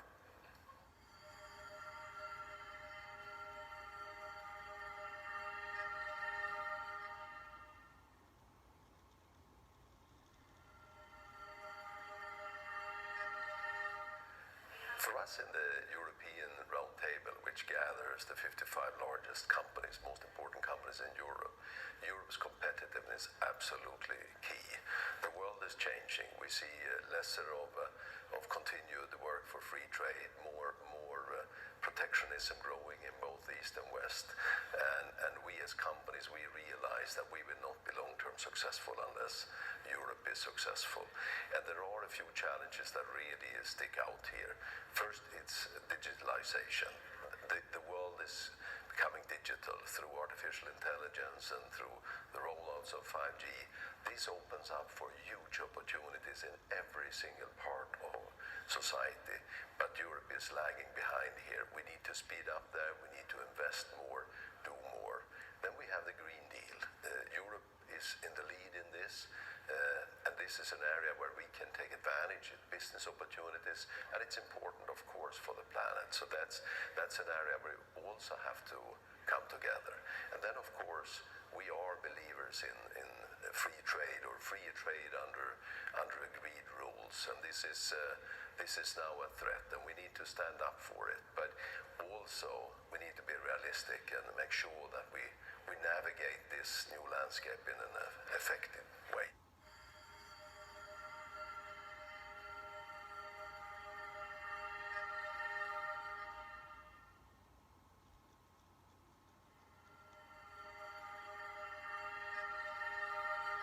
So I am a complete believer of public policy and the power that it can have in moving the market.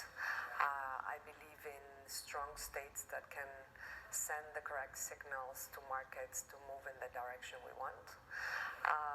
What states can do is actually to promote the good and tax the bad. And states are there to promote the greatest public good.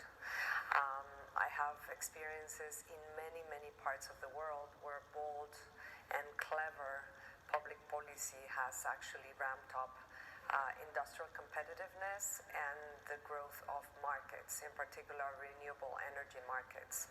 I can state the case of Latin America, of several Latin American countries. For example, in the case of Mexico, in the past few decades, bold policy in giving a clear vision as well as renewable energy targets and leaving the markets to set up the prices was and drove the lowest solar price for renewable energy in the world in 2017. You can count that example and many other examples where bold public policy has actually catalyzed an industrial revolution for the good. We are in a moment of a planetary emergency. We are both in a nature crisis as well as in a climate crisis, and if the states don't raise up their bar and put strong policies in place, it's going to be difficult that we get where we want to get.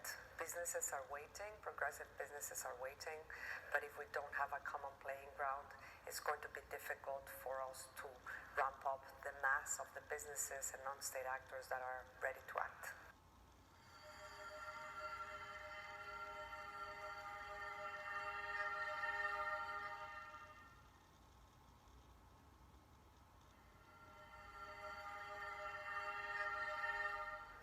Well, on the one hand, the European Union is very well equipped. We have been doing quite a lot of trade agreements in the world the last years.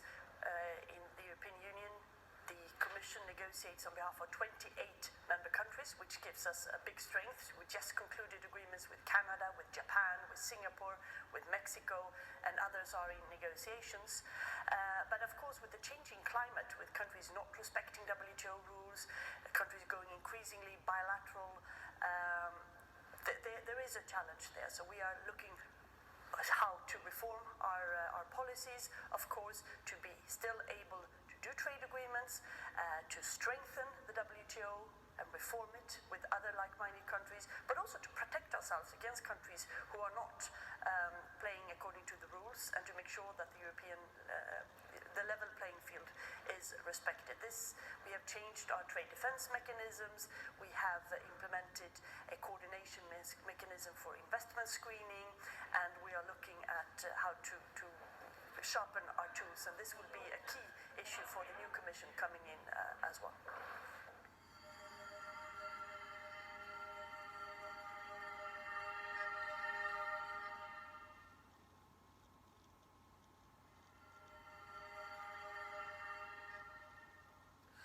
When will it all end?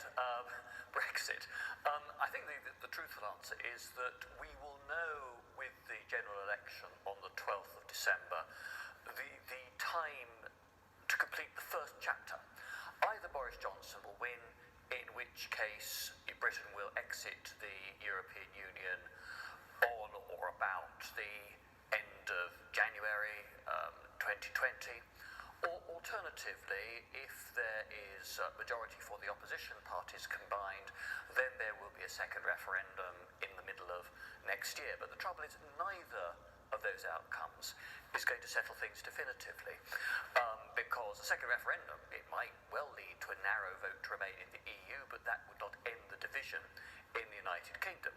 And of course, if Mr. Johnson wins his majority, then we've got to negotiate the new relationship on trade, on security, on foreign policy cooperation between the United Kingdom, which will remain a big European power, a major player in defence and security and economic terms, but it's going to be next door to the European Union. Those 27 countries are going to be my country's most important trading partner, our closest geographical democratic neighbours for as far ahead as I can possibly see.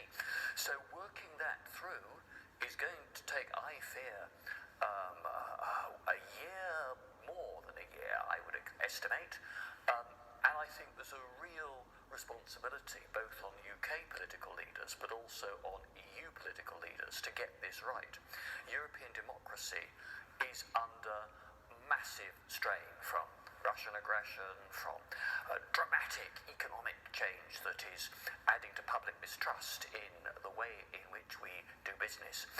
So getting the geopolitics right, having a constructive future relationship between the UK and our neighbours in the EU 27 is important for the whole of the European democratic community.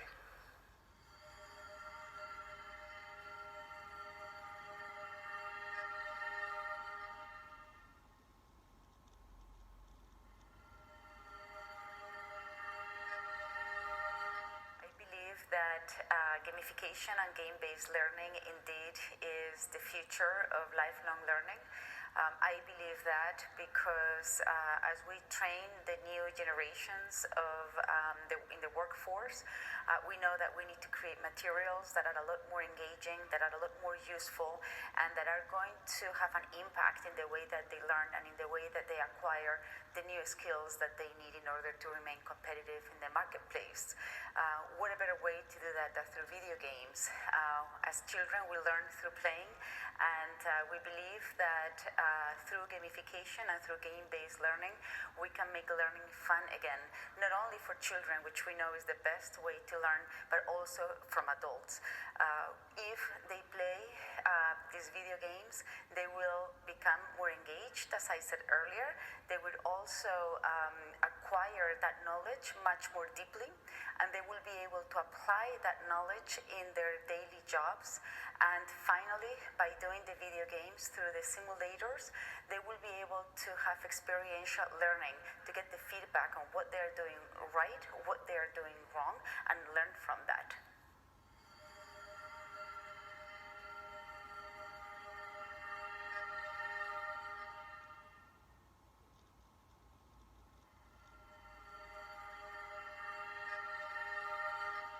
Very clearly, I think the world is moving towards a secular economy. It's a necessity. When you look at water scarcity, when you look at waste pollution, everybody is now aware of that. If we want to make a conciliation between the planet for our children and economic development, we need to move towards a secular economy, and by education, by innovation, by a different way of doing business, both for citizens and also by companies, we will make this move, which will help us collectively to have a planet great again. Thank you.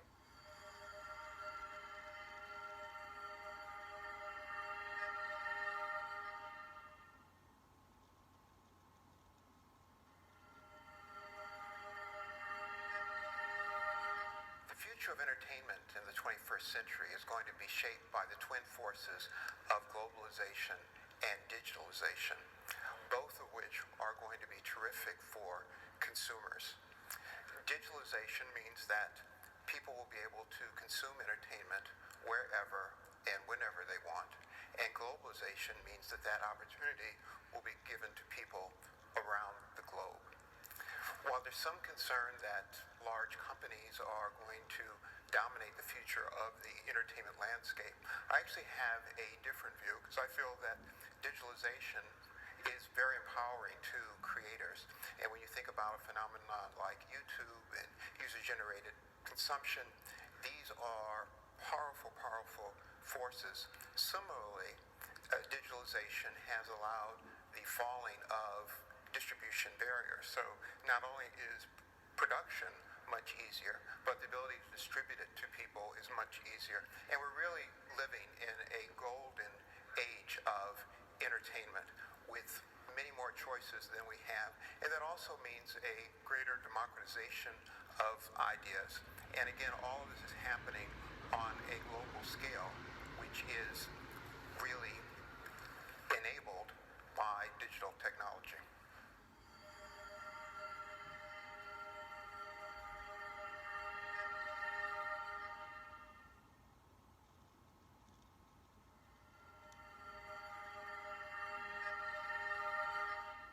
What is actually the biggest threat from cybersecurity for Europe? Of course, we can concentrate and focus on the security side, but I would take it a bit on the other side, that if we really go to focus too much on the security side, and it really will slow down our development, I think it is the biggest threat is that we lose competitiveness. And that is for me the whole part, because if we want to be leaders in innovation, we should also know innovation, it has two aspects. First, I think you must have a great idea, but you must be the first. So that means speed.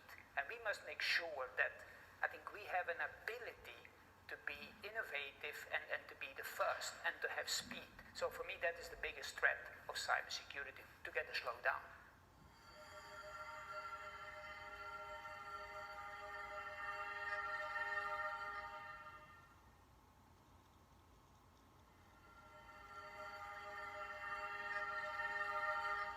So are we suffering from eco-anxiety? The simple answer is yes, possibly too much. Eco-anxiety is definitely triggered by the fact that we are facing a very urgent matter with climate, but at the same time, it's also because we're facing something that is very complex. It's very difficult to understand the impact of climate change, and it's very difficult to understand the solutions to reach a low-carbon economy. So in the world of investment where I am, what I see is that those who are actually acting every day to invest in climate change investments and low-carbon economy investments are actually less susceptible to eco-anxiety because they can see the result and the impact of what they do. But really what is needed to decrease this anxiety is more examples of impactful investment, change of behavior in society that would actually bring people to less anxiety.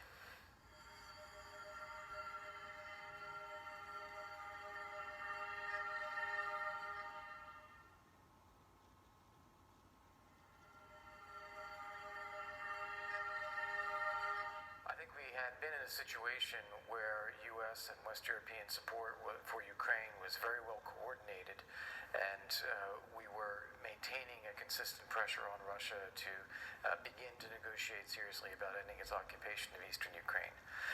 Unfortunately, I think now the impeachment dynamics in the U.S. have really knocked U.S. policy off the table. We don't have the people, we don't have the engagement, we don't have the same focus. And as a result, I think that takes a lot of the pressure off of Russia to negotiate. I'm hopeful that as we have a Normandy format summit, possibly on December 9th, it may take a little bit longer, that can retain some of that negotiating dynamic.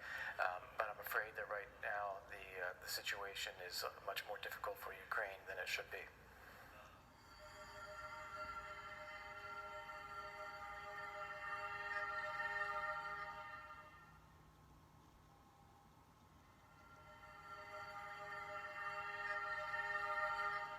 The role of civil society in modern Russia? I would say it's a very important issue. Why? Because in Russia, political competition is limited, there are no real opposition parties, so the society stands up to the autocratic regime through organizing itself, through building trust, through providing public goods that a corrupt and inefficient state cannot provide. And it's not just protesting corruption, it's not just about asking for democracy and rule of law. Civil society today is working on helping the poor, helping the disadvantaged, fighting domestic violence, promoting gender equality, defending minorities. So this is actually where the European future for Russia is. And luckily, with the new communication technology, with internet, it's easier to organize itself, it's easier to inform itself, and it's easier to promote change, creating new Russia that eventually will become part of Greater Europe.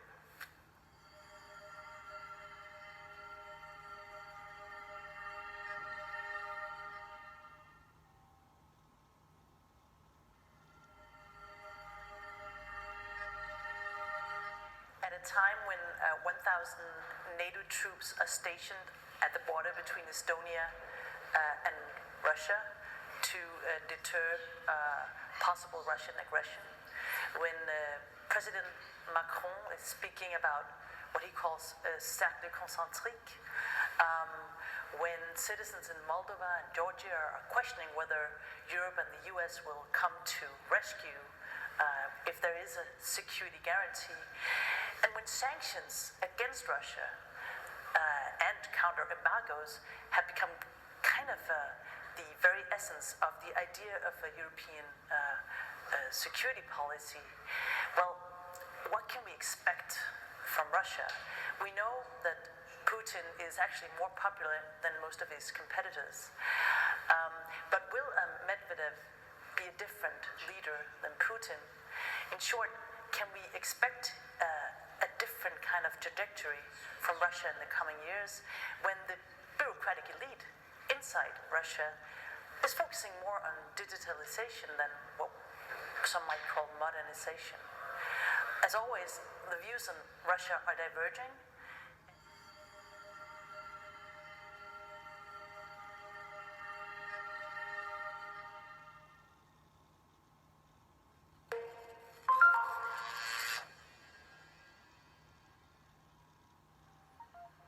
Developments in these last few years are showing us that the strength of the EU relative to individual countries is not constant over time. I believe we can say that the EU is strongest towards candidate countries. When a country wishes to accede to the European Union or to the Eurozone, it tends to follow the suggestions and the prescriptions of the EU as much as possible to make progress. And that is the moment when the magnet effect of European integration is really great, and by the way has induced countries in the past, if we think of the Balkans for example, also to establishing better relations among each other in order to qualify for membership of the EU. Then the problem is that sometimes relative vis-a-vis member states, the EU is not so strong in terms of leading them to respect its own rules as pro-Europeans would like to see. And we can even see in recent years, for example, a greater leniency in terms of allowing infringements of the Stability and Growth Pact. But then the most recent experience is how difficult it is for a country to leave the European Union if it so decides. And the monumental example of Brexit shows us that vis-a-vis a member state which wants to leave the European Union still has quite a remarkable power. We have seen in the case of the negotiations on Brexit the EU displaying really unexpected unity among the 27, also thanks to the skills and determination of Chief Negotiator Michel Barnier. And we are seeing how difficult it is for the UK to get its act together. And this, in my view, should be also kept in mind by countries here and there where governments play with the idea of perhaps leaving one day the EU or the Eurozone. They better keep in mind that it is tremendously difficult. If it is proving to be so difficult for a country of the standing, the experience, the administration of the quality of the UK, I don't want to imagine other specific examples of countries where the politicians sometimes say, let's get rid of the EU. Not only I have no idea where those countries would end up, but also they would suffer very, very much in the process.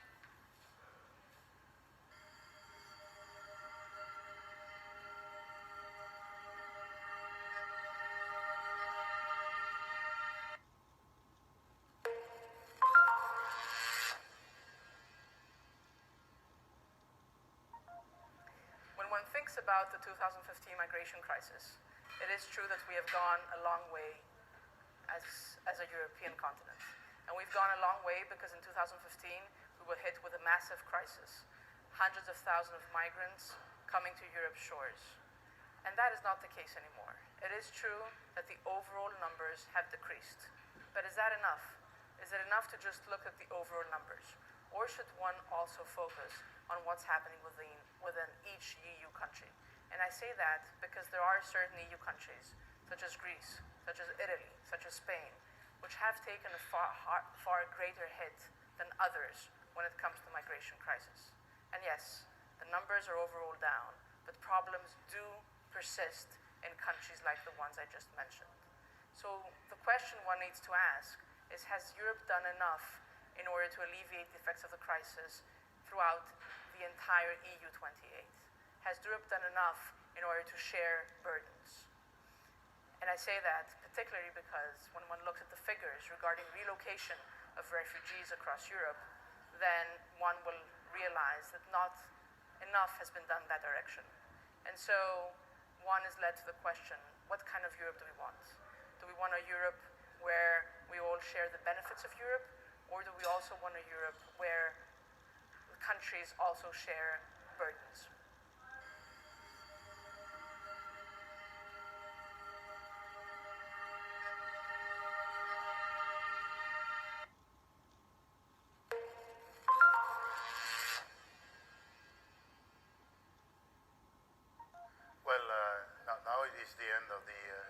Meeting, which was a great meeting. We have had excellent discussions, we have learned a lot, and we have thought a lot. And now I hope to see you in Paris next June. It will be a plenary session, and all of us, we shall be there. So please do come to Paris.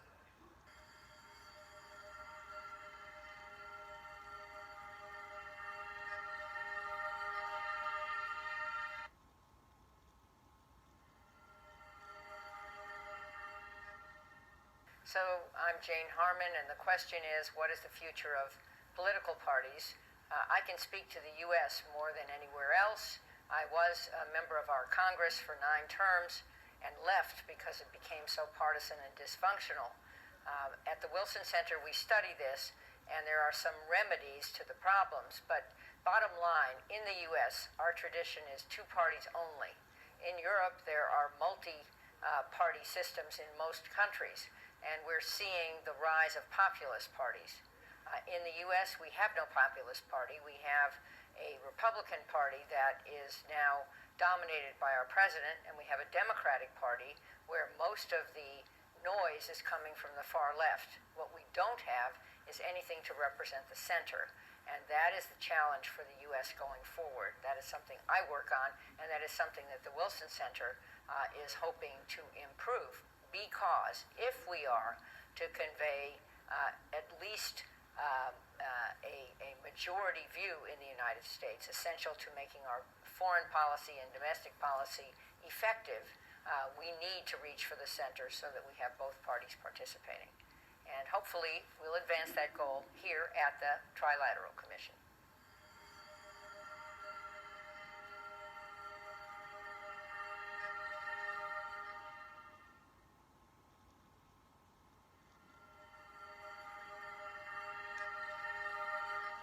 So we had a marvelous meeting in Stockholm. We could address all the issues that are of very great importance for the European and also at a global level. It was marvelously organized by the host of the Swedish chapter, and we appreciated enormously their organization. All the panelists were very, very stimulating and interesting.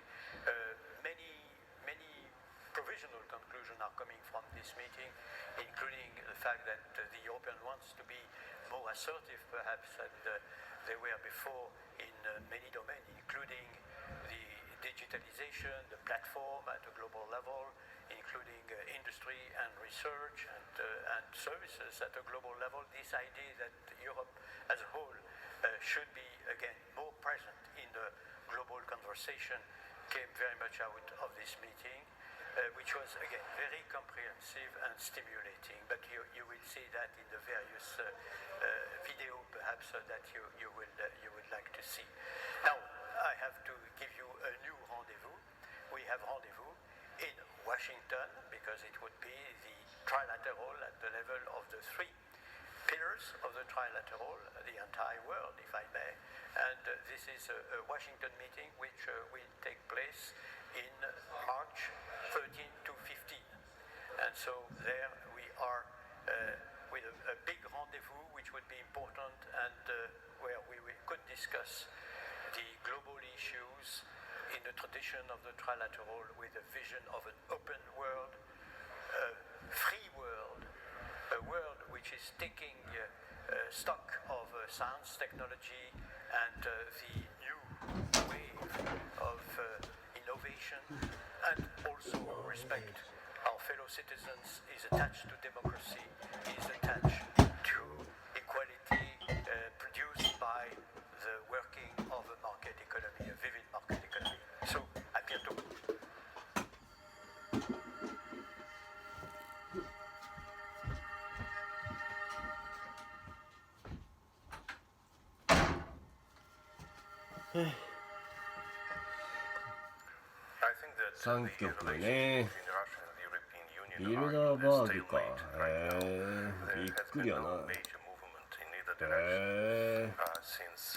でも意外と7君に触れてるね。そう君にさ、辰巳君はなんかグローとかドラゴンとかさ、ドラゴンとかだし触れてるさ、辰巳君でも触れてるさ、辰巳君むちゃくちゃ人気あるっつって。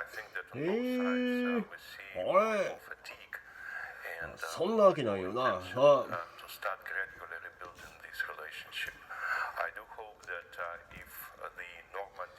最初辰巳君がお返しもだけど、それはない。さあ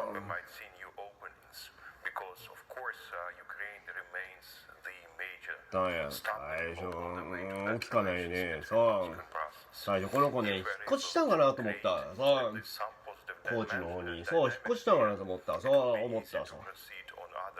吉川家も知ってるからね。同級生やったら知ってるからね。ねえ。でもなぜかみんな黙り込んだね。そう俺高橋喋ったしな。喋ったしな。さあ喋った。思い出したよ俺。私だけどういう株ね。あれでごめんなすまんねえ。ねえミカすまんねえ。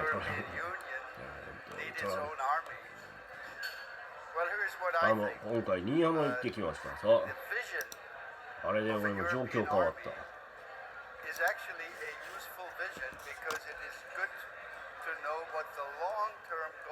ちょっと新居浜の事案でちょっと行ってきた。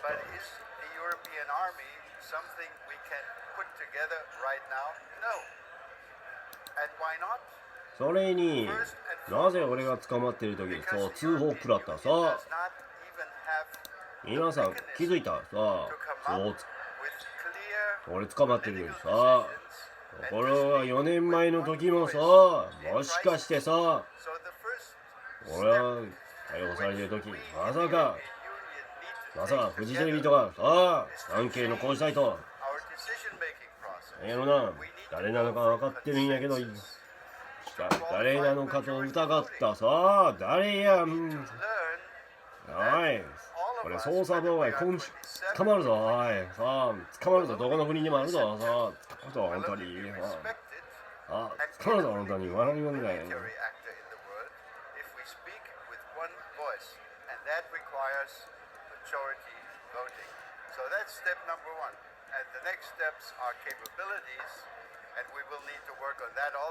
最大回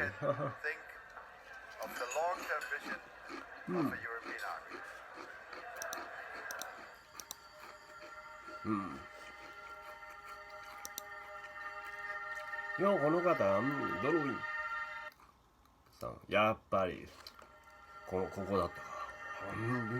そうカナダもそう。I don't think anyone wins in trade conflicts, and even the word war is, I think, a bit overstated because wars end up being なんかいろんなそっくりな坂本翼やから。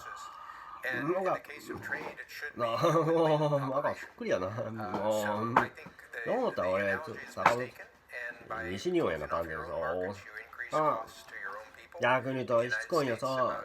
新潟から来たからあっちかもうさあだからね西日本制圧したからね日本 And in the case of the US and China, I think that we're in a very dangerous situation.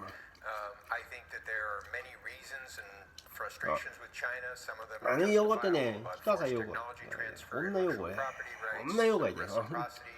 There's also concerns about Chinese security and other policies.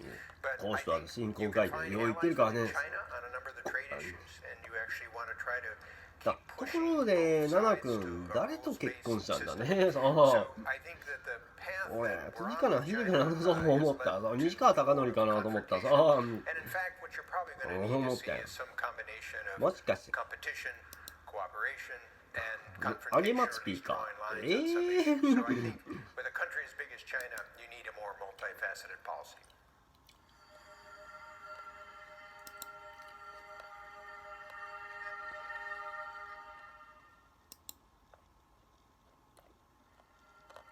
I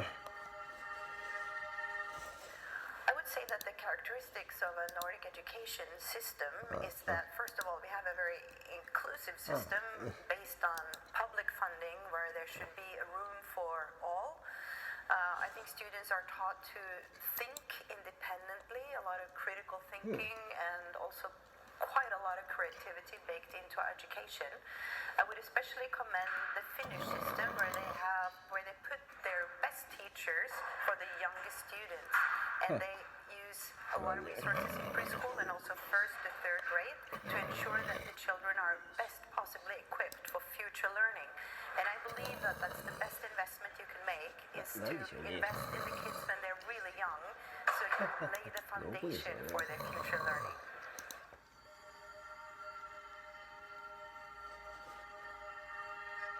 宇都宮でした。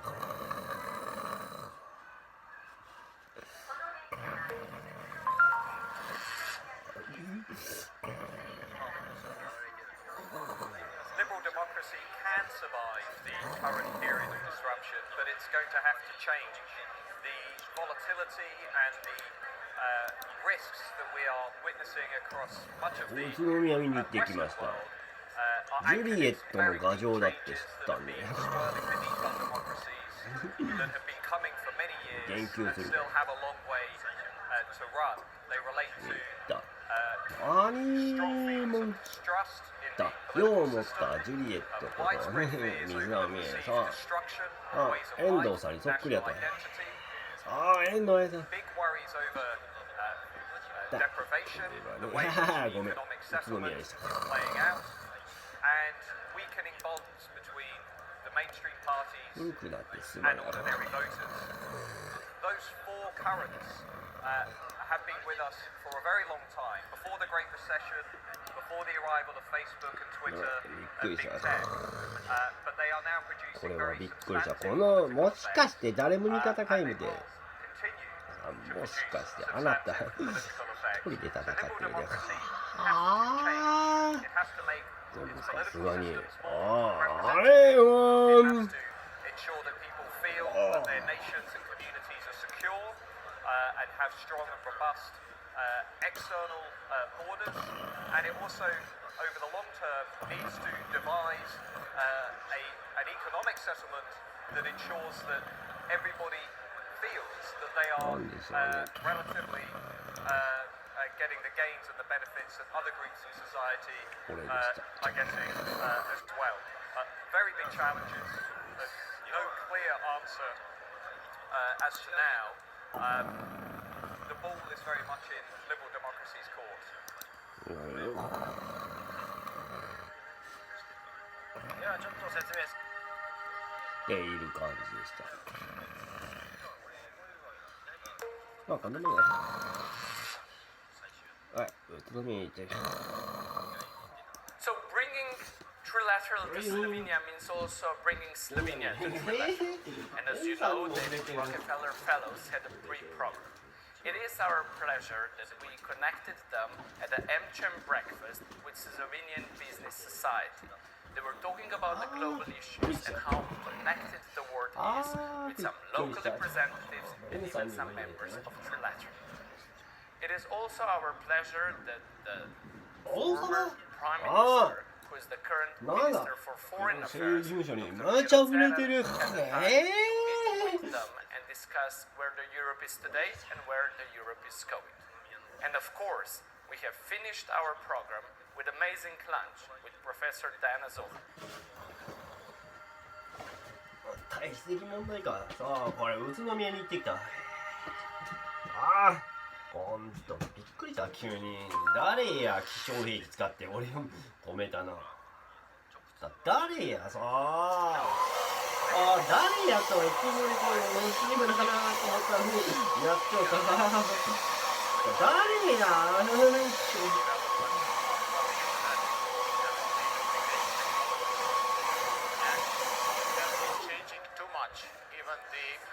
rather static nature of men.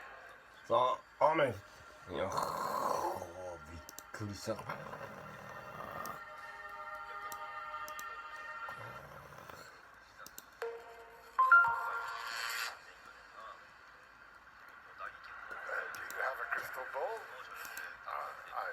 We're in the middle of a psychodrama, political and social, and it's very hard to predict.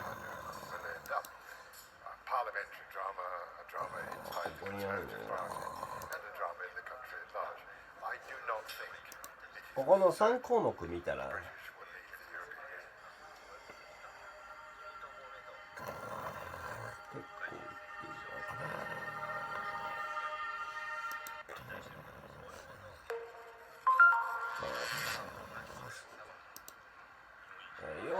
Protectionism is never やばい。ああ、やばい、やばい、やばい、やばい。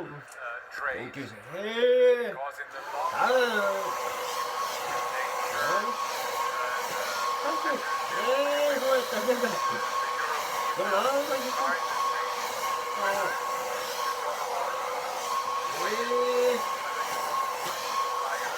長谷さん思ったら皆川淳吾さん、そう、なんかそっくりや。そうやったな。very successful on world markets, but most of the companies are not only delivering cars to other parts of the world, they are also producing cars in those parts of the world, but in Southeast Asia, where they have a lot of success, that means in the long run, free trade is always the better solution for economy and for the countries which want to safeguard jobs and prosperity. まあちょっとね。ああ。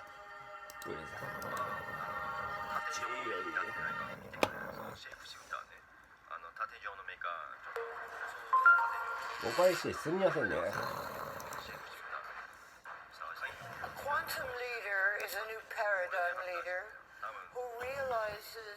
純不動になっちゃった。ごめん。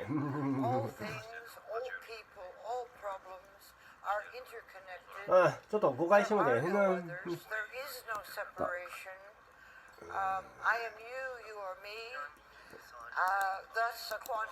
これ。ごめん。そう、これ。これびっくりしたさ。あ、敵 J.I. やさー。ああ、関与。そうじゃないか。そう、びっくりした、俺。ユナイテッドネーションズ、報告したさ。なんか世界連邦運動してたんで。ああ、びっくりしたさ。見寄せる。予算回せ。予算。なんで反省ね。ああ、思ってたさ。どういうことださ。どういうことださ。あいつら、こだまれたさ。さ、滋賀県にレイ君にあるかなさ、思ったんやさ、なんか世界イルミネーションでさ、思ったんや。なかった。奈良君のオタク層や。君たちも滋賀県いるの知ってるで。知ってるわさ、そう、知ってるで。見に行った。俺が決定だよ。俺もびっくりした、これ。なんか、ここに、なんか。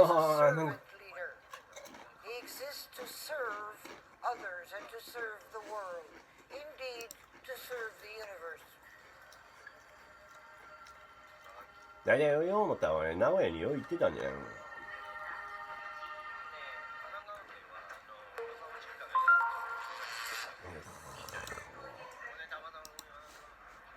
Well, there's no simple answer to that, to the issue of asymmetric attacks山口カッペ、that you can disrupt elections in a democratic country. It's rather difficult to do it with an authoritarian regime since they really don't have genuine elections. So what are you going to do when you are attacked? I think we need a broad response, beginning with looking at our electoral systems to ensure that they are proportional, so you don't have the kind of issues you had in the U.S. presidential elections, where because of the electoral college, some states had far more weight.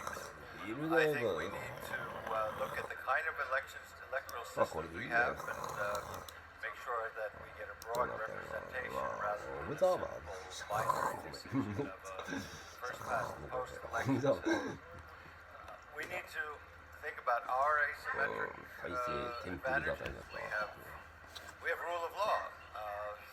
That's pretty important. And it's interesting, the authoritarian regimes all place their money abroad in places where there is rule of law. Why? Because in an authoritarian regime, you can just lose everything all at once. Someone takes your money.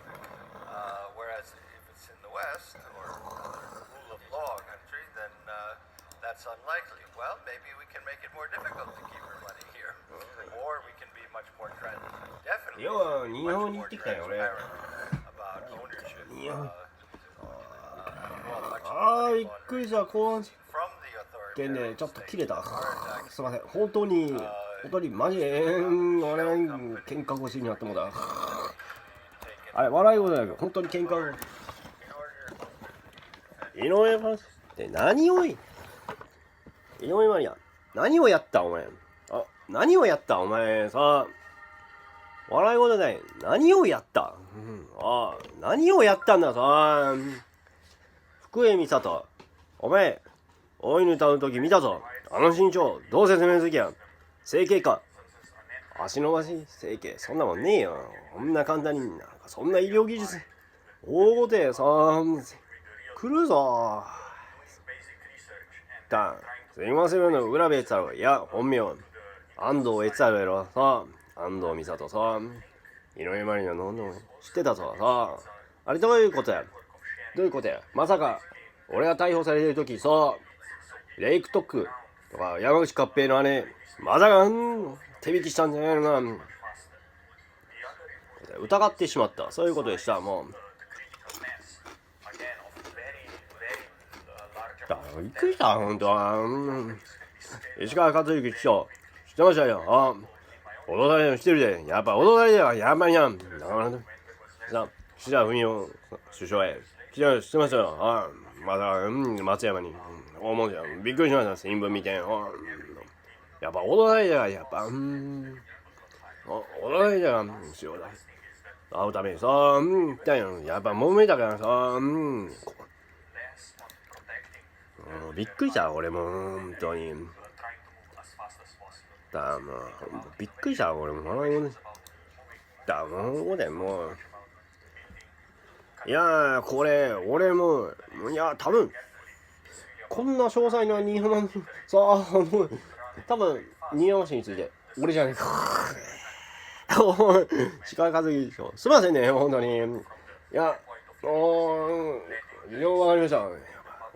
そうですね、やっぱ、7君たちの件でやっぱ驚いたから思ったら真鍋かおりささやっぱな友達がなんだよ驚いたよ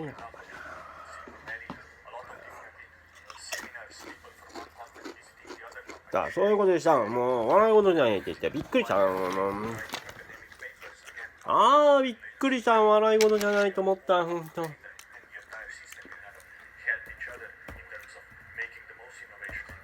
まったくほんとびっくりした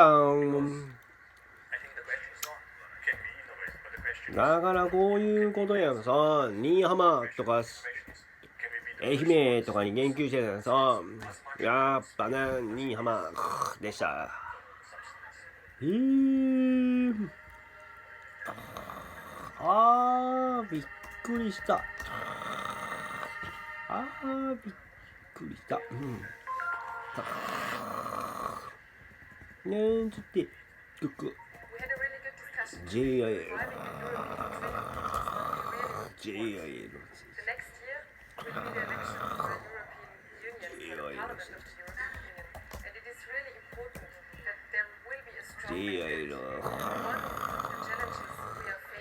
関与してるんじゃなくてそうびっくりしたそうなんか吉田茂は5回岩崎与太郎さんですデイビッドのJ6 のね J6 のソフタルねジョン・ロックウェラーとあれねヒエラさん知ってましたよ3曲ボイコットした3曲ボイコット知ってました安倍晋三ですら多分出席こだわってたんじゃないか彼こだわってたんじゃないしつこかったんで骨性はある訪問時なんか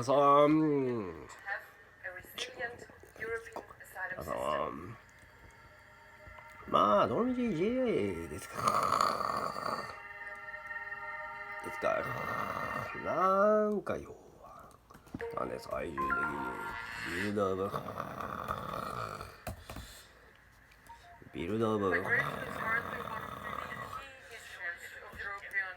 ビルダーバーグスロケーションでした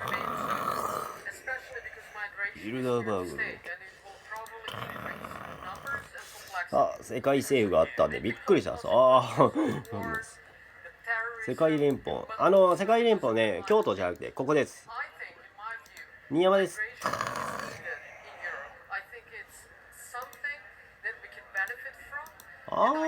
びっくりした本当に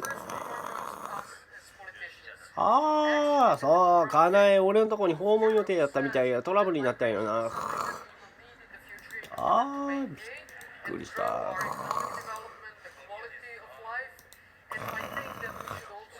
なんか不自然な電磁パルス感じだね電磁ウェーブ感じだもう知ってた7君の事件と俺の事件主任まさかサイバーやったんじゃないの大津事件と滋賀県警察本部のサイトサイバーテロやったんじゃないの捜査まがいで笑い事だよ本当皆さん色白びっくりやろ俺さっきアルビノリザセっていう病気があるんよみたいな病気でこれね実は言うとね防護服みたいなの着ないとダメらしいかして宇宙服みたいに着てるんやヨーロッパねあれと同じでおかしいなと思った俺ももうおかしいなと思った本当にびっくりした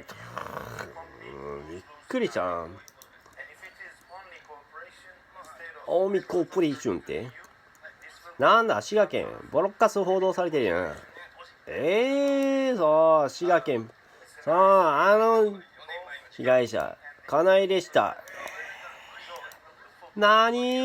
金井でした金井ペーパードライブ和製英語やけど言うわまだが運転不注意とかで前原署経営で滋賀県警察本部が違反切符と罰金刑食らったもしかして、ああ疑った、そうしたまったくすみませんね、かなえの件ね。ああほんとびっくりした。ああほんとびっくりした。びっくりした。そう誰に似てるか、そうアンジェリーナ・ジョリーやった。びっくりした。そう改ざんかなと思った。そう全然違った。そうびっくりした。そうね、そう LA の軍曹これじゃなくても別の字なんで来てたんや。さびっくりした。そうびっくりした本当に。笑い事だね本当に。なんでここにいるかなと思って。誰や専門家だと疑った。疑っちまった本当に。笑い事じゃねえよ俺も。笑い事じゃねえよ俺も。びっくりした。そうびっくりした。さジョリーさんにアンジにそっくりやと思った。びっくりした本当。階段に期待してさ井上マリナいや安藤マリナ何をやったお前。まさかダボスとかグラディオソック東フォーラムとかに要求してたんやろな。こんなもん俺も断るわ反対するわ。何考えてるの本当に。吉本の皆さんすみませんね、誤解もう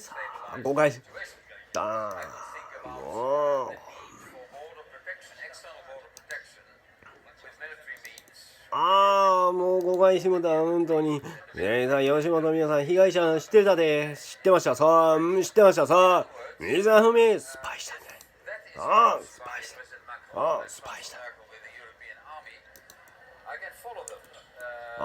水は不明スパイしたそうやった。なんかスパイしてるな。なんかツイッターあれスパイしてたんじゃないか。あれを問題した俺もあれ問題やった。青鬼プロダクションすまんねん。誤解してもらった竹内すまんねん。勘違いしてすませんねん。逆に言うと青鬼被害者と知ってた吉本どうにエセ関西弁じゃないって今年なんか愛知県の名古屋で声優イベントなんか行ってたな。誤解して進めなかったね。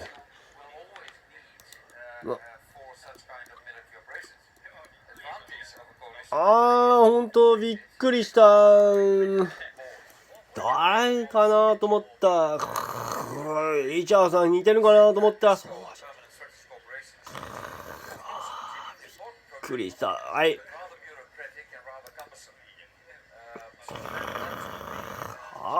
びっくりした。なんか通報食らってるかなと思ったらヘイトスピーチか。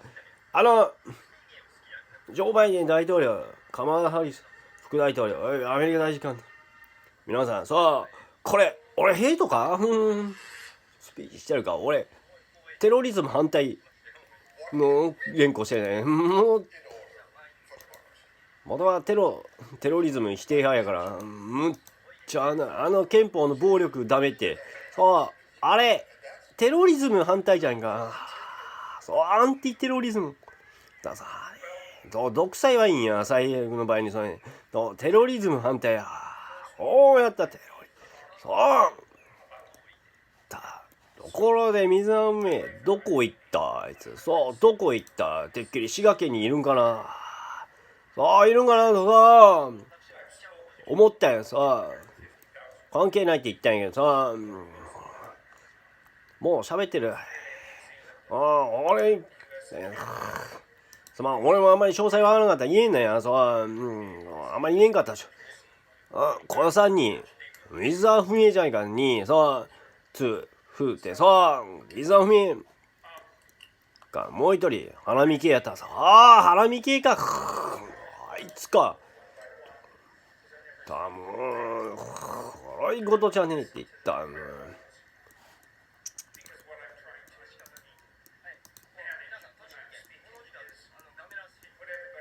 さあ、ここ、おしよかった、栃木県。さあ、ガメラス、レジオン襲来の舞台、足利の隣でした。なぜ足利だ？そう、調べたら埼玉、文京、直進する手渡。直進する手渡、そう、文京、医療機関にさ、攻撃生じなんだ。文京に生じ、攻め込む気やったんや、そう。ケピーたち、そう、やる気やってん、そう。あれを架空で俺がゴジラでやってみた。レジオンの戦法やってるの。あれでいけるんかなと思った。そう、これ宇都宮です。そう。そう、調べたらね、むんちゃんね、関西弁。いやいや、ごめん。なんか、栃木弁食なくなった。栃木ね、いちごの産地でした。いちご王国でした。びっくりや。いちごの産地でした。びっくりした。俺も。このジュリエットでした。てっきりJNSA 国家安全保障局がさ、サイバーテロやってるの。思ったさ。思ったよさ。永田クーデターね、さ、みんなにせん。水海の件でさ、抗議したさ。俺で言ったんじゃねえさ。さ、俺でね、みんな。霞ヶ関さ、抗議運動したさ、やったんじゃないさ、揉めたんやさ、揉めたんや。びっくりした、本当に。これ、ごめんね、水じゃん。水沢でさ。さあ、思った、びっくりした。国内にいるのにどう悪いことで、もうこの健康見ね、青に間違って言ってもだ。ごめんね。逆にさ、最初に千駄ヶ谷に文句言った。千駄ヶ谷に文句言っ